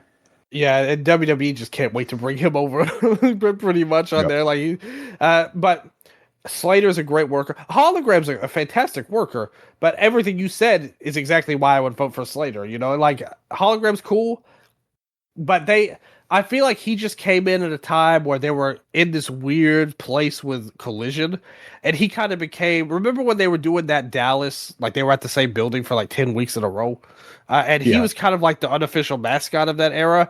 But because remember they gave him this whole winning streak gimmick, and it never went anywhere. He beat people that did like all of his wins didn't matter. Like he got 50 wins and none of them mattered. That's not good booking to me. But I do love him as a worker. But everything you said is true, so we got to go with Slater. Let's go. What's next? Kyle O'Reilly versus LeBron Cozone. So here's the thing for me. Kyle O'Reilly, Future Shock, Red Dragon. He was the dude that put tag team wrestling on the map in the 2010s. PWG World Champion. Really solid run in NXT with the NXT tag belts. Undisputed Era, one of the biggest factions of the past decade. Um, basically ran it back in AEW. Didn't really find, like, outside of the Moxley thing, I would say hasn't really found success in AEW. So he's a rare case where I would say the earlier the career, the better.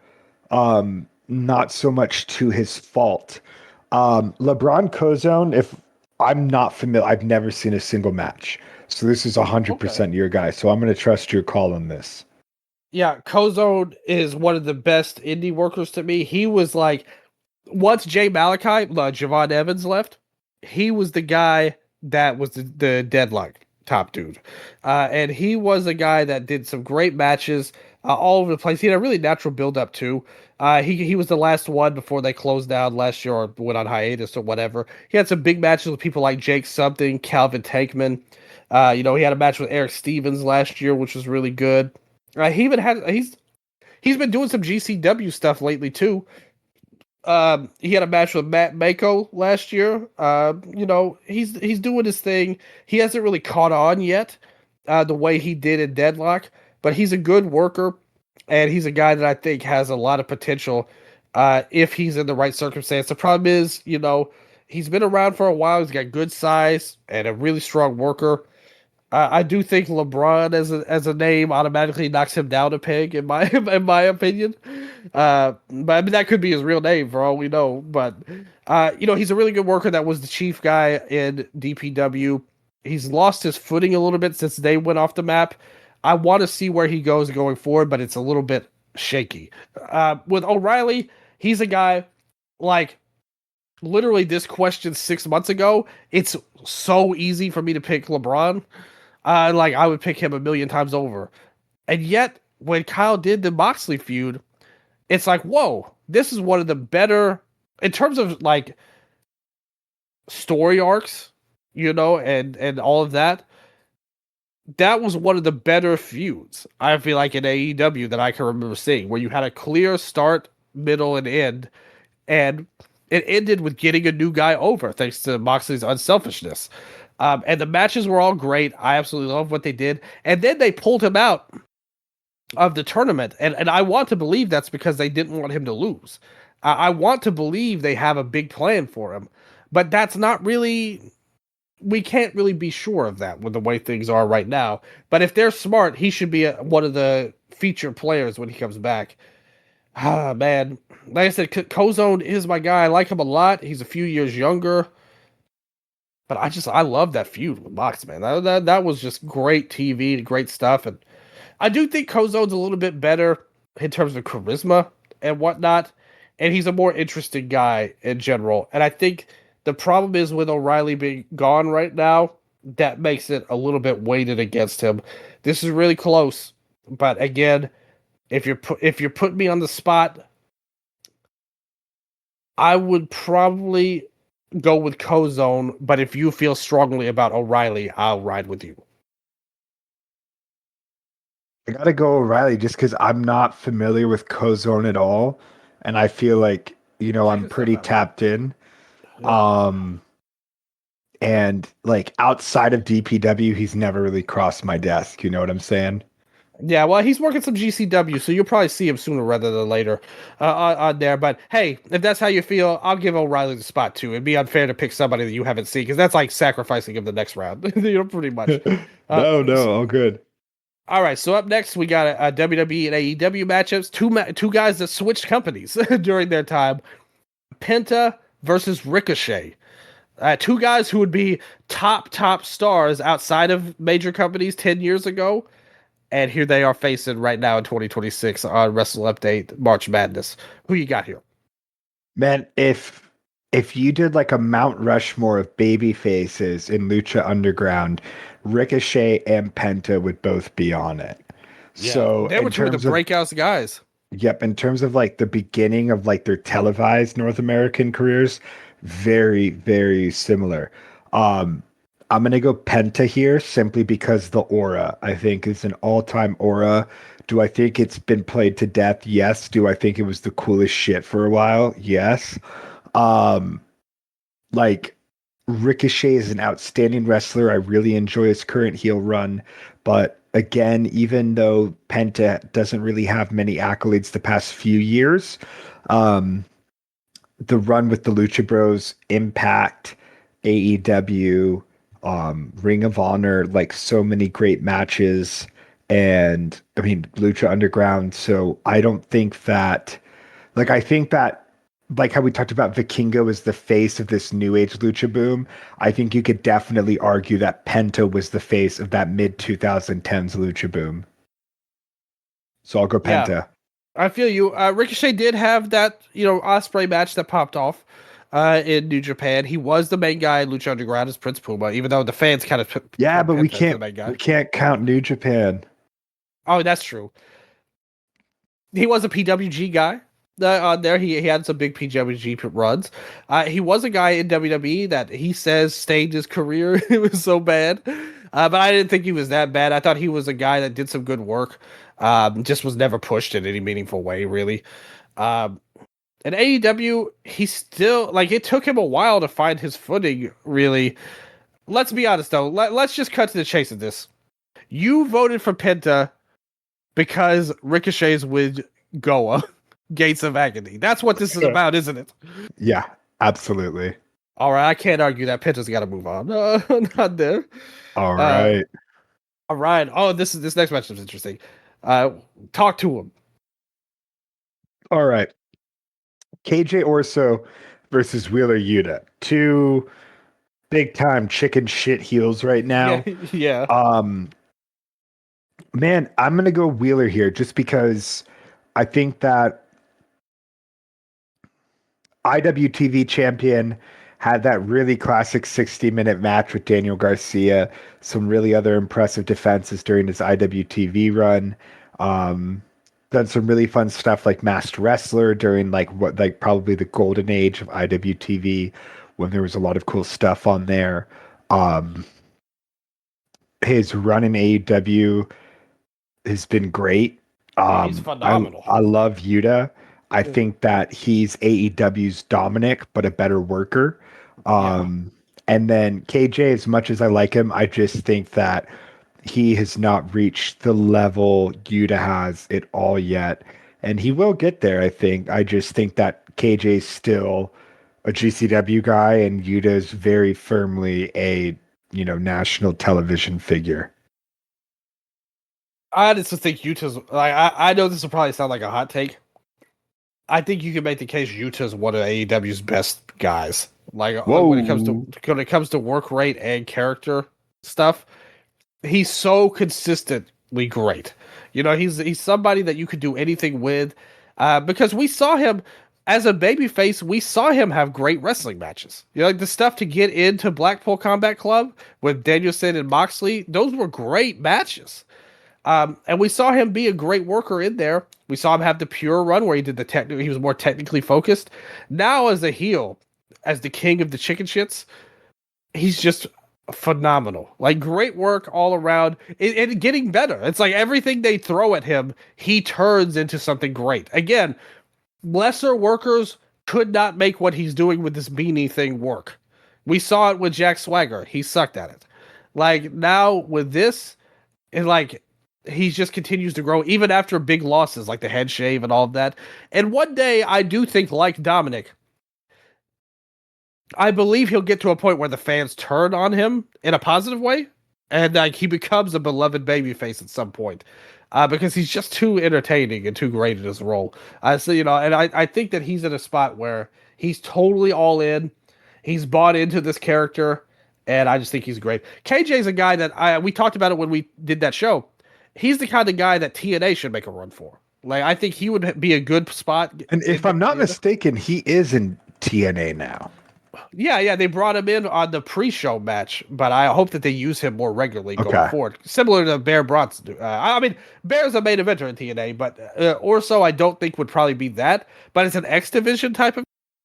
I think you could do some good character stuff with him, and he was a pretty decent high flyer on his own. He wasn't spectacular, but he fits in there, could be a good heel. I like KJ, but Yuta is the man. He's got to go through for me.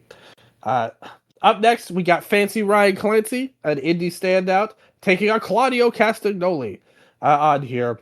What do you think of these two here, especially Claudio in AEW? I think he's in such a weird spot at the moment. Never mind his talent, just booking-wise. I mean, he's a utility player. He's everywhere. He's a CMLL World Heavyweight Champion. He was a Ring of Honor champion. I think that you need a guy who can just wrestle his ass off in a solid role as a heel, and you got Claudio. Again, like Ryan Clancy, I've seen like 2 matches. This one would be a total walk-off home run for Claudio for me. No real contest. All right. I mean, I like Fancy Ryan Clancy. I liked him at Noah. I like what he did on the Indies. He's had some good matches, even with people like Mathers. I think he's going to be a guy that makes something of himself. And I'll be honest, a lot of these indie guys these days are not my favorites, but he's somebody that stands out in a positive way to me. So I did think he was worth putting on here. Would definitely recommend checking him out, but Claudio moves forward. I think it's pretty safe to say. Like you said, you described his run well. He's a utility guy. That's a great worker. So up next, we got Lee Moriarty and Sami Zayn. Okay, pure title rules here. Who you got here? Can't say enough good things about Lee Moriarty, but he still hasn't really broken out of that Ring of Honor bubble yet. Sami Zayn, all-time independent worker, pretty much has been, NXT run, super well regarded. And then his main roster run, a lot of dud time, but I would say in a pretty good position right now, just in terms of how he's typically booked and his positioning. So I'd go Sami Zayn. Yeah, they're both good. I think that Sami at points was extremely great in WWE, and obviously the indie stuff before that. But just now in 2026, he can still be a really great player, both on the mic and as a wrestler. He's one of the most earnest promos that they have. I actually think he's even better than what I said about Punk before on the other end of the bracket. Moriarty, good wrestler. Love watching him. He's a treat to watch. Do I think he's a big star? Not really. So for me, I have to give it to Sami Zayn as the overall style here. And I think that would be a great match too if they ever get around to that somehow. Up next, some indie stuff going on here. I think this is like one of the only. So I'm gonna heat up this matchup. I'm gonna disqualify Kevin Blackwood because he's retiring. So he only has 1 match left, I'm pretty sure, with Prestige Wrestling, and this was the one omission that's been sticking out to me since we started this, and I noticed it right when we pulled up the brackets to do this. So I'm going to say this is Atticus Kogar versus Orange Cassidy, replacing whoever was Blackwood. Yes. So because I think OC was a pretty big omission. Yeah. OC is a really great worker, but the way he's been booked for so long now, it's just like he missed all that time. and his last run was as a babyface that didn't really work. Feuding against the Death Riders, and now he's doing the comedy stuff, which he's good at, like him and Tony Storm. I feel like he's another guy that is in that Claudio level where he's a utility player. You want to have a good match, you can throw him out there and he'll deliver. You want to do a comedic match with Tony Storm, he'll deliver. But is he somebody that I think is like this invaluable piece at this point? There was a time I did, but I think that time was years ago at this point. And like I said, if I were doing a draft, I would pick. I think Atticus has more of a promo skill than OC does. And I think you could get something out of that. But OC is a better worker, no doubt. So I can really flip this either way. He just hasn't been doing that much lately outside of the comedy stuff. I mean, I guess maybe you've been into that, like with the Tony Storm and all that. And I think it's been good. It's been good old school wrestling, is how I would describe that. But it's not something that grabs me. Whereas Atticus is like the main guy of his company. Okay, so I'll go Atticus. Yeah, I was leaning towards that myself, to be honest. Okay. Yeah, so we'll do that. I like OC, but just the booking has not served him well. Man, what a banger this next match would be if it happened. Hopefully we get it one day. Brody King versus one called Manders. Brody. Yeah, like I said, Manders is a guy I want to like more than I actually do, like almost all the time. And it's like, yeah, I like Stan Hansen too. But he's good. This match would be a beef match. I'm for that. That's what he brings. Brody, though, he is the man. Fuck ice. What's up next? There we go. Beast Mordos versus Drew McIntyre. Love Beast Mordos. This is a lot like Lee Moriarty versus Sami Zayn, right? In terms of it being a wrestler I adore and can't say enough good things about, and a wrestler that I haven't watched wrestle in years because they're in WWE. But still, I have to go Drew McIntyre, current world champion. Beast Mordos, well, he's had some great matches. He's never really, even in He's like the Mexico, least pushed guy. I would say, yeah, even in Mexico, he was always just like, and please correct me if I'm wrong here, but just an excellent base. He was never really like the face or anything like that, or even a top Rudo or anything. So I'm going to go Drew McIntyre. Drew is also like the OG example of leaving WWE, reinventing yourself on the indies, and then coming back.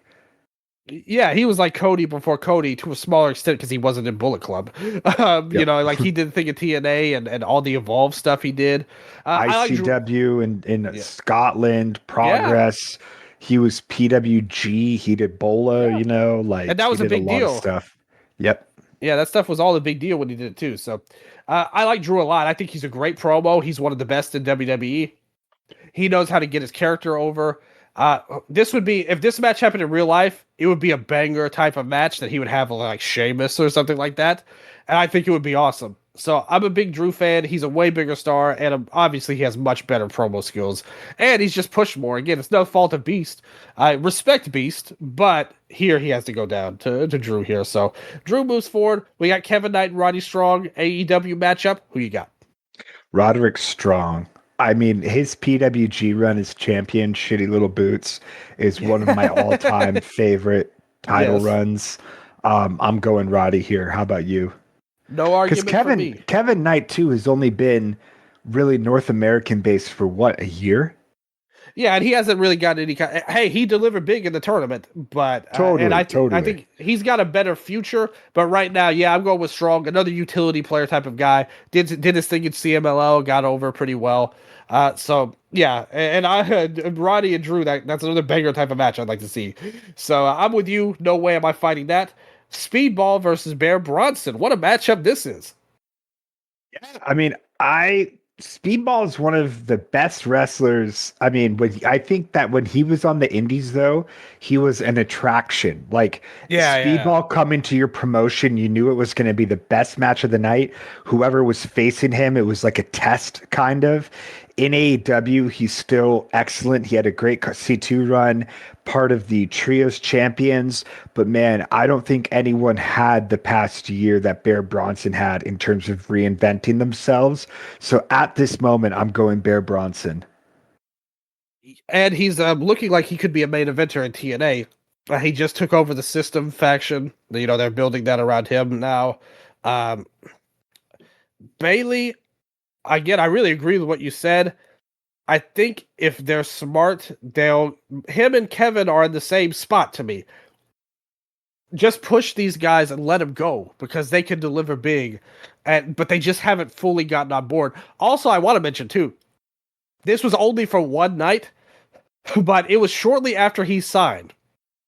He had a promo segment on Collision where the fans turned on him. They started booing him, and he did a little bit of a heelish lean that I didn't think he had in him. Like he worked it really well. So that's an untapped potential with him that I'd love to see. But Speedball's great, but I'm with you on this one. I'm going to give it Bear Bronson. I think he's got the upside at the moment for the near future. But obviously, we also love his deathmatch stuff and all of that. A great story as well. So both of them, great stories. Like, love what they bring together there. So Hechicero and Ricky Saints, NXT versus AEW / CMLL. Who you got here? Ricky Saints. The Revolution will be televised. Man, it's okay. This is actually really hard because I'm starting to remember everything Hechicero's done. Taking Valiente's mask, if I'm not mistaken, not Valiente. Fucking not. Oh my god, whose mask did he take at Anniversario last year in the 4-way? Yeah, that was built around Valiente, but it was really Esfinge. Oh, it was remember that they had a 4-way match. Remember where he was in? Yeah. Yep. And so like that was huge. The Zack Sabre Jr. rivalry in CMLL, which was huge. Danielson matches coming in at AEW as sort of an attraction during that Lucha boom. And then Ricky Saints, though, tag team champion, TNT champion, or not TNT, FTW, NXT, a guy that I still think is great, but I think his stock has diminished over the years. Like, I don't think he was as hot as he once was when he first came into the company. Like, remember how hot he was during that MJF feud? Oh yeah, that to me is still one of the best promos. The one where he was talking about how, everything about you's cheap, from your suits to your heat. Yep. You can't handle the responsibility of being the champion, so let me take it from you. That was one of the best promos in AEW history to me. Like, I really believe that. So I'm gonna go Ricky Saints. Yeah, me too. He's a former NXT champ. I think that in hindsight, they probably would have been better off if he had been like, they just brought him up right away when he signed. Like, he could have been in the Vision group, like as a Seth protege, like type of guy, like the mouthpiece of the group type of guy, instead of like basically Logan Paul's role. I think if he had been in that role, he would take it to an even bigger level on that end. But it hasn't happened. Edge's a great worker, never pushed. Will they get behind him? I don't think so. But I do love him a lot, and I hope that they do something with him one day. Up next, again, two shit heels. Although Cardona's kind of a babyface in WWE right now. It's Matt Cardona and Adam Priest. I'll tell you right now, I want Priest to win. Like I said, I think he's one of the best guys. I said it on the State of the Union address last year that AEW should sign him, and they did sign him, and he's awesome. In fact, he had a great match against Okada on Collision about a month ago or so, where it's like the king of the shit heels ends up turning into a babyface against Okada. Like, it was so much fun. I love Adam Priest, man. I don't like Matt Cardona enough to argue this, so let's go Adam Priest. Yeah, the thing is, if it's funny because if he were on the Indies, I think he would have a better case for star power. In WWE, he feels like he's immediately jobber level again, like when he was a top guy on the Indies. I mean, we saw it in that Royal Rumble. He was a nothing player in that. He was a joke, like almost on there. Adam Priest, king of the heels, love him. Last match of the first round: Ilya Dragunov versus Andrade. What say you? Ilya Dragunov, NXT champion. Facts. US champion. Facts. Injured for That happened too. a very good amount of time of his North American run. It came back with a bad tattoo. La Sombra run. Facts. Awesome. comes to WWE has the first 5-star match in like years, if I'm not mistaken, since like CM Punk and John Cena in 2011, Yep, right? that was him and Gargano, yeah. Yeah. Gets pushed on the main roster, doesn't really find it, goes to AEW, gets pushed, doesn't really find it, goes to WWE, Still gets doesn't find pushed, it. doesn't really find it, comes back to AEW, maybe on his best run. Definitely most pushed. Like, he's a main event Yeah. player at the moment. Yeah, so For I would some go reason. Andrade. Yeah, he's a bigger star, but I will say Dragunov, you know, I just think he's had a really great run as U.S. champion. He's a really good guy. Uh, always doing big things in the mid card scene. He's very intense. I will give that in even minor segments. NXT champ is true. I like him a lot, but right now, and the thing is, this Andrade push, I'm not convinced it won't flame out like the other ones. And I like him, but let's be honest, he's had many chances at this point. Um, like I said, I really can't argue it. I think Andrade right now, if you had asked me if this had been a question 3 months ago, I probably would have said Ilya, to be honest. But Andrade's gotten a big push, and maybe he'll be able to do something. I got to be honest, I'm not a big fan of his gimmick, by the way. Like the going up to the plants in the crowd and getting the number. That was cool for one time where it seemed like something spontaneous. Doing it over and over and over every week is actually kind of cheesy. And like that's not cool to me. I don't know how you feel about that. And I don't mean like anything bad about it, but I don't think that's cool. I think that's like cheesy, in my opinion. And Ilya has lay laurel, so he should automatically. Who cares? He's already won at the end of the day, overall. So I'll go with Andrade. All right, into round two. We're about to speed through these rounds here. We're gonna get to the finals Yep. and the exponential things. We're gonna go back and forth, and we'll have chances to use the veto when the time comes. We still both have our vetoes at the moment. Heading into round two, so that's still there. All right, so let's go for it. You first here. Mystico versus Bandito, round two. Love Bandito. He's the wrestler that I look to watching more personally, but I don't think you can deny the absolute attraction and superstar that Mystico is. I'm going Mystico. All right, facts. Not going to argue that at all, even though I like Bandito a lot here. Mascara Dorada and Dominic. Who you got? Same exact thing as before. Mascara Dorada, guy I actually look forward to wrestling and watching him wrestle. I think that he could be the next generation's Mystico. In terms of like if you look at like guys like him and Soberano and Neon and stuff, I think that Dorada is your top prospect. Correct me if I'm wrong, Dylan. You're the lucha guy, not me. He's up there. I'm a huge. I think Soberano has a little bit more actually. Like he would be my pick to be like the top star. Dorada is more like, funnily enough, the original Mascara Dorada was in a very similar role where he's like the internet favorite, the work rate guy. I think Soberano has more star power from his look and everything like that, and he's just been around longer to get that reaction with the fans. But he's more of a Rudo. You could see Dorada and Soberano having a great feud at some point, Technico Rudo.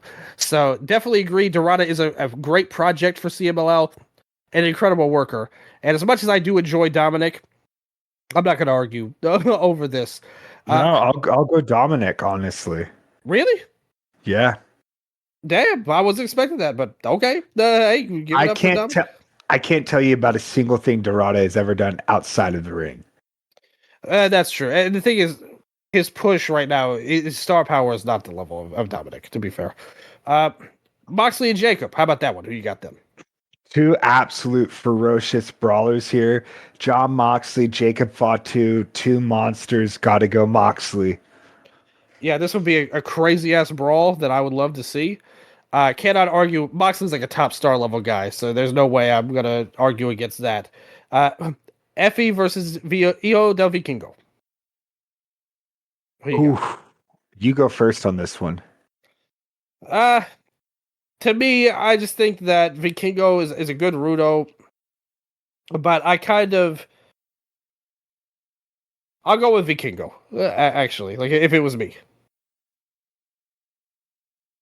Are you willing to use the veto for Effie? No. Or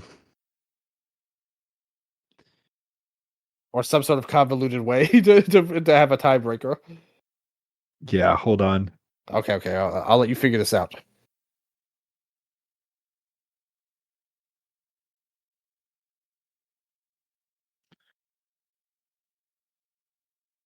Okay, I'm gonna try another call real quick. Another guest? Okay. Another guest. Loaded show. Thanks. Man, your Rolodex is untouched.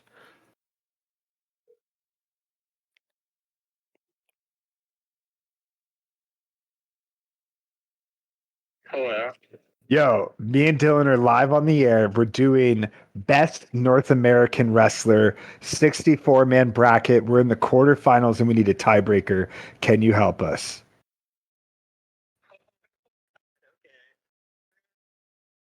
All right.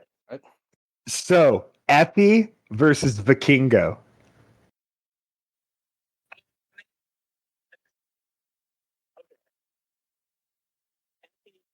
Pulls at my heartstrings every time I watch an epic match, Love her and Nello and John.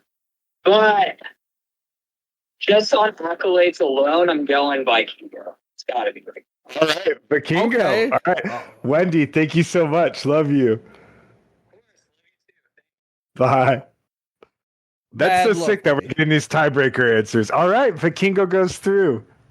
Awesome. Love Wendy, love Mike. Another great pick. Vikingo's going through, people. Now we got Hangman Page and Swerve Strickland. We got to decide. This is crazy. How did we wind up with this feud on a randomizer? Man, this could be a coin flip too, but I'm gonna go Adam Page. Yeah, me too. I think it's so close. You could pick each one. Hangman, I think, has a little bit more in terms of like. To me, this is like rock stone cold. I think it just comes down to personal preference. Yeah, I think so too. Overall, and they have a great feud. Good pick all around. You can't go wrong with it. Let's be honest. So I love that. Up next, we got Cody Rhodes and Mark Briscoe. You know what? Do it. I think that when Mark was redefining tag team wrestling, Cody Rhodes was in legacy. I think that when Mark was still redefining tag team wrestling, Cody Rhodes was in Ring of Honor as a world champion, right? Which is still pretty impressive, True. But not the best matches. Bullet Club, all that stuff. Man, this is so hard because my heart is saying Mark Briscoe and my brain is saying Cody Rhodes. I know. Like I said, I know. Like we all know Cody's like the bigger push player, the star player. We can move him forward. It's fine. It's depressing. All right. I wish that Mark would. Marcus Mathers versus Trick Williams. You take this one, Dylan. Man, I think Trick's a way bigger star player, like charismatic and all that, but Mathers is definitely a better worker. And he has been. They both spent time on secondary brands, kind of, on the indies and like NXT and TNA, which is like like indie adjacent, I would say, for his run in it. Mathers is the better worker, but Trick's the bigger star. Like I said, do you have a vibe of which one you would move forward? Oh, Trick Willie. Yeah, me too. I think that I've seen moments already with Trick Willie, and I've seen matches from Mathers. Whoop that Trick. Oh, man. Gunther and Oba. Man, this is like a final another crazy matchup. Gunther.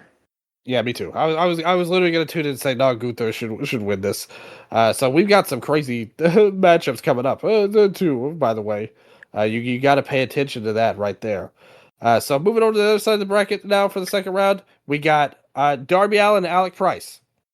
I say Darby Allin. Yeah, absolutely.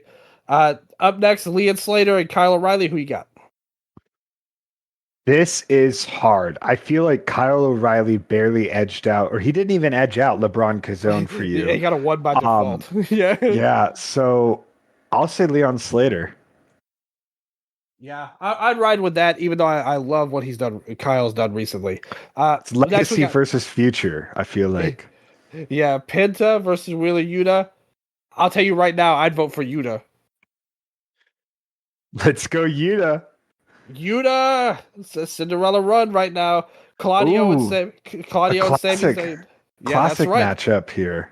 Yeah, Claudio and Sammy. Yeah, who you got?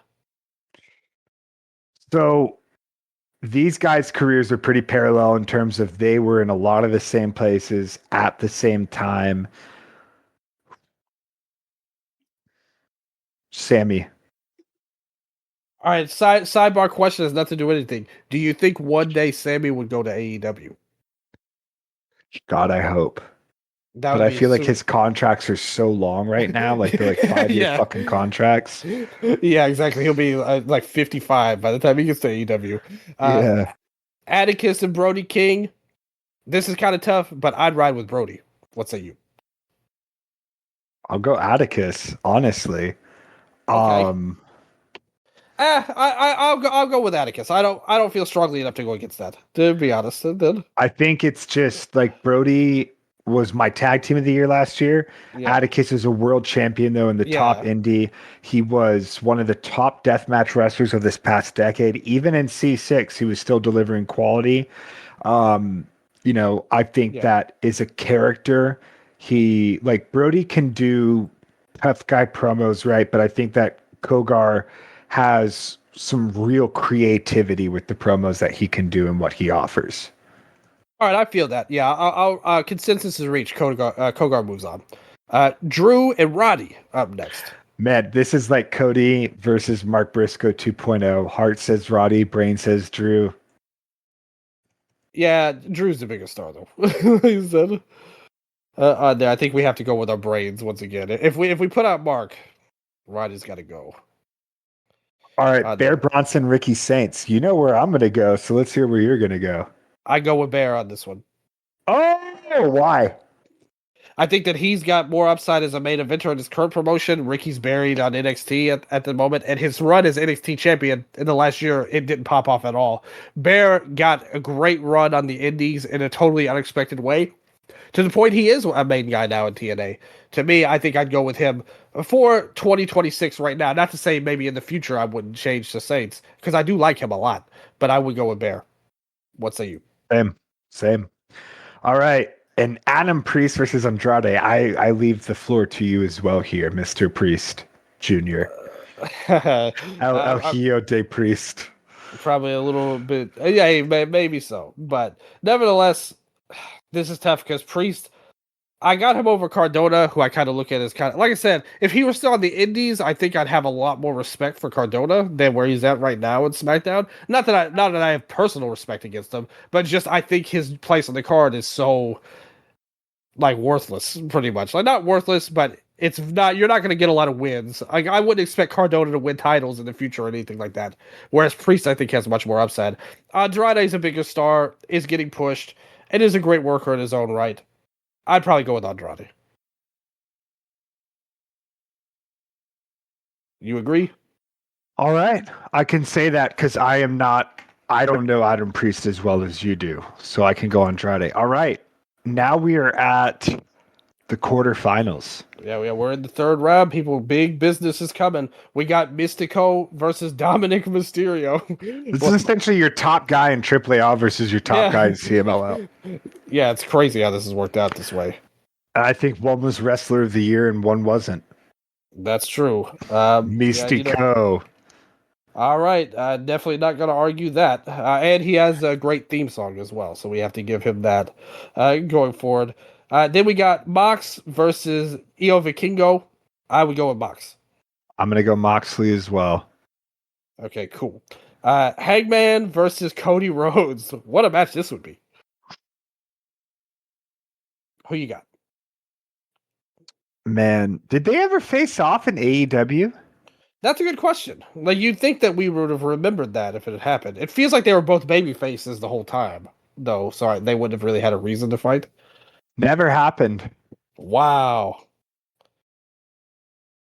Well, Wow, the day has come. Um,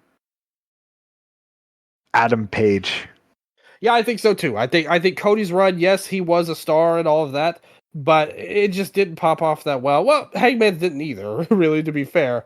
But I do think there was much more emotional investment. Basically, Cody Rhodes 2 years ago was Hangman last year. And I think there was a closer call for that, so I go with Hangman. So after that, we have Gunther versus Trick Willie here.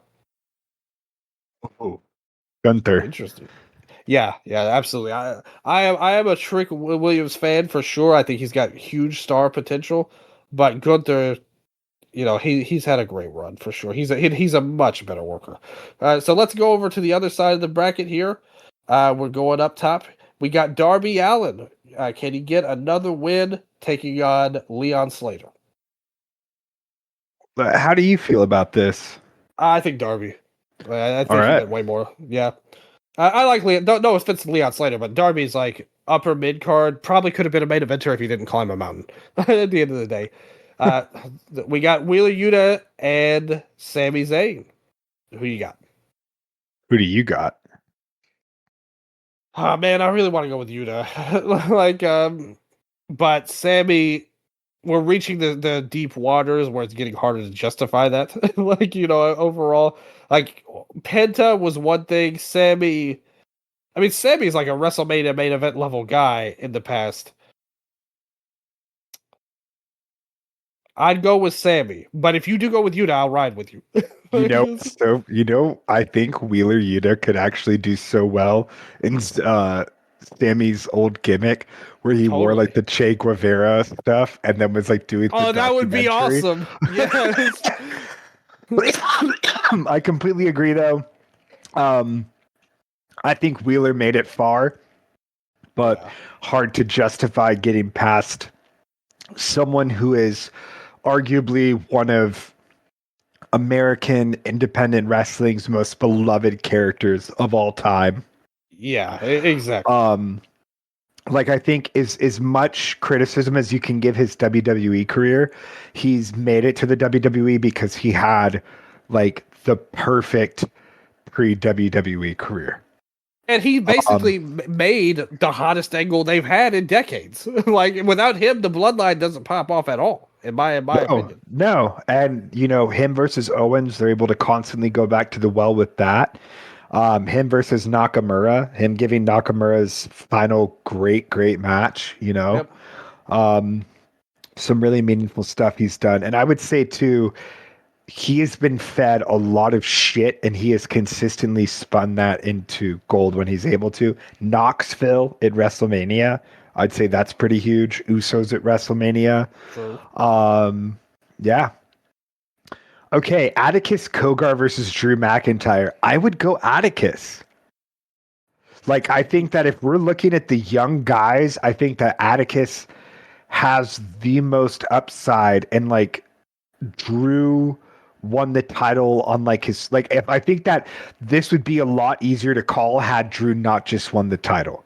I think that Drew having just won the title is the only thing he has going for him outside of that god awful fucking CM Punk feud that he had that supposedly had good matches though. Yeah, I mean the Hell in a Cell match was a fantastic match. The storyline of the bracelet definitely wasn't the greatest, I would say. But even then, like I said, he made it with his Twitter postings. Mainly he made that work. He's been on the outside looking in, like with weird up and down booking. The Cody feud just went on and on and on. Atticus, but I think he's just.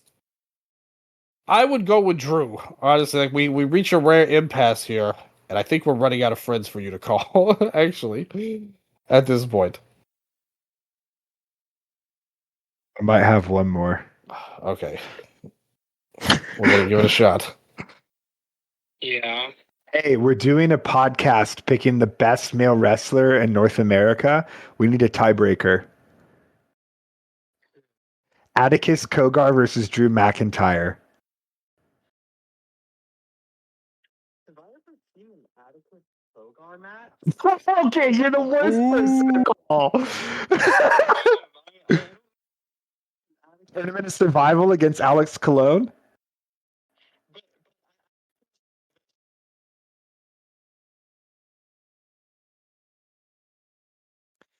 Okay, so you're picking Drew?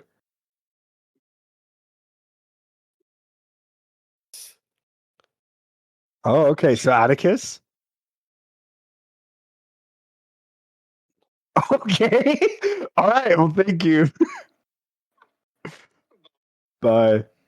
All right, wow. We have been on fire tonight with these live calls on the air. Atticus Kogar somehow defeats the Scottish psychopath. Wow. Unbelievable. You know, it is what it is. On that end, I cannot go against the Fringe judgment. Who was that person anyway? You never introduced. Oh, that's my little brother. Cool. Shout out, little bro. Okay. Shout out Tino. All right. Much love for Tino. Definitely got to go with Atticus now. Finally, Speedball taking on Andrade. Wait, Bear Bronson. Oh, excuse me, Bear Bronson. Sorry, I read it wrong. Bear Bronson versus Andrade. Bear Bronson. Okay, kind of a Cinderella story. I don't feel strong enough about Andrade, even though I know he's a bigger star. Like, I just don't feel strong enough about him to argue in his favor. So now we are getting into some rare air here. We're in the Elite Eight of the tournament. All vetoes still in play. So we've got... This is the last round, pretty much, we can use a veto for, like, the most part. Or maybe next round, but... Okay. Yeah, this is crazy. All right, Mystico versus Mox. Who's it gonna be? I feel like you can make the same exact case for both these guys. This is hard. I'll go with Mox. Mox is a multiple-time Wrestler of the Year, right? Yeah, he is, and I just think he's got more in AEW. For the North American side. Yes, Mystico is the big star of CMLL and does some AEW stuff, but for me, Moxley was the one that, he was able to carry the company not just as a wrestler, but on the storyline side, which was up and down with the Death Riders, but since that happened, he's killed it. Like, he's been the MVP. Mystico's like, yes, he's maybe the MVP of drawing, but on the show, there have been others, in my opinion, that have outperformed him, actually. Whereas Moxley's been the center of that whole universe. So I would go with Moxley. Moxley it is. All right, next up, Adam Page versus Gunther. Oof. All right, who you got? I think that Page has had the longer tenure in America. Which, I don't think his pre-AEW career was anything explosive. Like, he had a good I wasn't a fan of his, run. Yeah. I liked him a lot. I think he had some great matches. Kota Ibushi stands out to me from, like, Global Wars or something like that. Yeah, I just remember he had that really bad match with Jay White for the U.S. title. I wasn't a big fan of his, actually, but I think he's improved so much over the years in AEW. He has, and Page, yeah, I mean, he's had the... I'm going to go Page, man. I think that this one, because, like, both guys are positioned as, like, aces, right? Yeah. Crazy accolades for both. But Page is the beating heart of a company, and Gunther's the arch villain of the other. So, again, it's like massive roles, but opposites. This is hard, man. Where do you fall in? I would go with Gunther. I think, especially because I think Gunther works with less. He's always going against these veterans and trying to make this storyline work. Like Cena had nothing left in the tank by the time they got that match out, and they ended it with a pretty good match that had a stupid finish. Overall, Gunther's been able to cut great promos in and out. I think he's made his character work. He's got great heat. Hangman's good on all facets too, and a great worker for sure. I think Gunther has a little bit more to him, and I think that he actually does more with less. Like, whereas Hangman, he's feuding with like Swerve and Kyle Fletcher and stuff like that. Whereas I think Gunther, he's feuding with like Cena Jey and late Uso. stage and Jey Uso. Yeah, exactly. That right there, like that right there, is Gunther wins. Like in my opinion. Man, I want to use a veto here because I feel like this is my last chance to use one. I'm gonna use a veto and say Adam Page. Okay. All right, I respect it. I cannot go against the rules of the veto here. And so Hangman moves on into the final four. Holy cow. So up next, we've got Darby Allin and Sami Zayn. This is WWE's last hope here. This is crazy. Dude, if Darby didn't climb that goddamn mountain, Sami Zayn. Yeah. So you're going with Sami? Yeah. Okay. Are you gonna use that veto? Nah, because I get where you're coming from. Honestly, on that end, Sami makes it, and now at the other end we've got Bear and because it kind of came out where it's like, Mystico and Moxley is like the two aces of your biggest North American companies since WWE. Adam Page versus Gunther is like your two biggest current gen stars. And then Sami Zayn versus Darby is like your two most beloved characters. And now Atticus and Bear Bronson, it's kind of like king of the indies. So it's nice that we have almost like stories here to each of our quarterfinals. That is true. There, so we've got Atticus and Bear. Atticus, the GCW champ. Bear's done his thing. And TNA's a TV guy now. Who do you got? This really feels like your alley to decide. Man, Bear won the NGI. Had that incredible match with Tremont, my favorite independent match of the year. At the same time, Atticus had that fantastic feud with Fuego, with the unmasking. I think that was maybe our favorite match of Mania weekend, like sans Shinya Aoki and Charlie Dempsey, if I'm not mistaken, right? We actually picked the three-way at Mania, the Bianca, Io, and Rico match. No. Okay. No, I didn't say that about WWE, Dylan. That's erase it from the record. You literally did. But nope. That match was up there, though. That match was up there, though. Everyone, Wrestle Update is fake news. You've heard it here first. You cannot trust us. That was a great match. Man, okay, so it was a great match. Bear, Atticus. I need to hear what you think. I think it's tough because I think Atticus is a great character, but not a great worker. Whereas I think Bronson is a really good worker and a really good character, but he's not as good as Atticus. And when Atticus came back, that was like one of the few moments that felt really big on the indie scene in a long time. When he made his return to GCW. Bronson probably has more star power at this point, even though that's not saying that much in reality, like with TNA.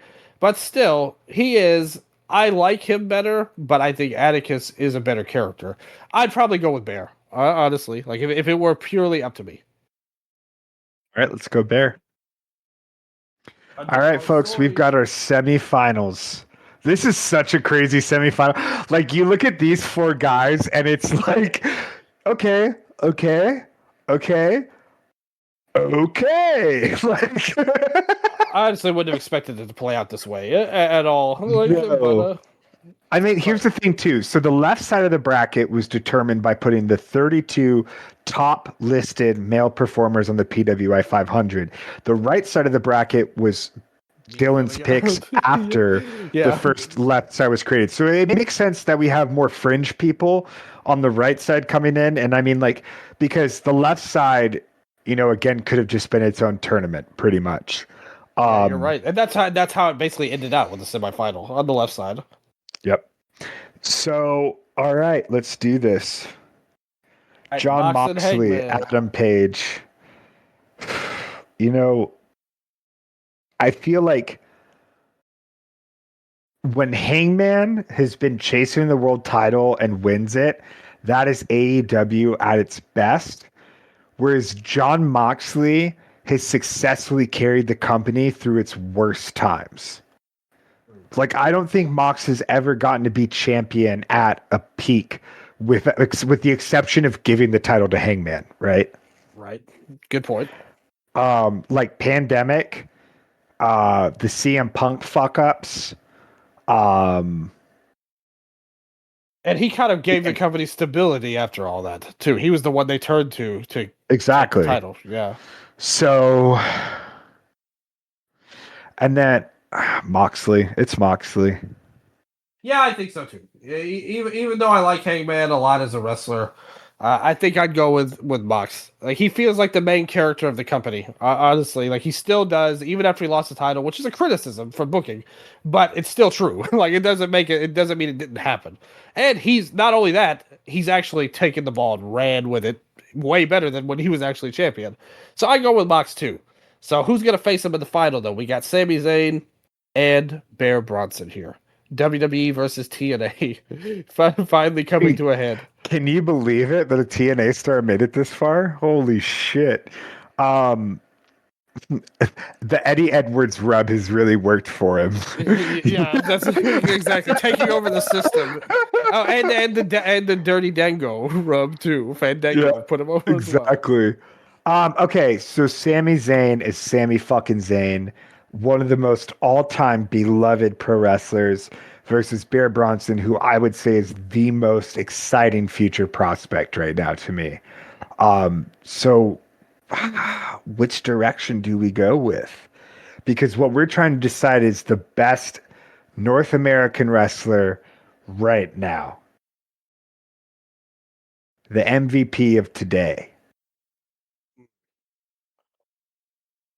I wish that we could have more like character work from Bear to compare him against Sammy, like, who I would say is a great promo. You know, with Bronson, we don't really have that in his arsenal of any nature. And his character was like real life, for basically on the indies, and now we're getting into a more of a heel character in TNA. But he's yet to really have that big promo. I've seen Bronson's promo work before, and it's very like, he's just him. There's no real like gimmick or anything like that. Like, what you see is what you get. Very like, I fucking love deathmatch wrestling. This is like, he did a big promo after he had left AEW and came in, and it was very passionate, but again, like you said, character work, right? Because you can speak from the heart and be a good promo like that, but pro wrestling is unfortunately so much more than that. Or I shouldn't say unfortunately, both fortunately and unfortunately. Yeah, sometimes it can be good, sometimes it can be bad. Exactly. Man, Dylan, gotta take the good with the bad. What is it? Project Pat line? Fucking, oh my God. It is, what is it? Fucking gotta take the good with the bad. Smile with the sad. Love what you got and remember what you had. Yeah. All right, cool. Sami Zayn. All right, Life We Live right there. A classic angle there. I guess I'm gonna save my veto forever because I'm not gonna go against it. I think Zayn is a good pick of the two. Cinderella run for Bronson, although we've loved him so much over the past year. So Sammy and Mox. To me, Mox? it's like, it's super cut and dry. Mox should win. Like, yeah. Yeah, and it was going to be that way no matter who won. Like, really, of the last 12 people or so, I think we were going to end up with Mox as the winner. It is what it is. He's been the man, and he's killed it for the long term and the short term. He had some bumps in the road with the Death Riders, but he's moved on from those stumbles and become the main character once again, and just done a fantastic job. And he really is, to me, he is the MVP of pro wrestling in America right now. And regardless of the 63 others, to me, he is that guy at the moment. And maybe that will change by the time next year rolls around. But until then, I think we got to give it up for John Mox. He just got it done all the way around. And I think this was the right pick ultimately. Yeah. Shout out to Sandy. No, this was Shout out to Sammy. This was so much fun, Dylan. Thank you for obliging my idea. Shout out to everybody that called in right now. This was the most. Yeah, Mike Von Doom, Wendy, and Tino. Thank you. Yeah, like I said, I love it, man. We got the family affection in. We got a coin that called in. We got all of South Korea. We got me speaking Korean on here. Damn. This is a crazy ass show, people. At the end of the day, but man, what a ride it's been.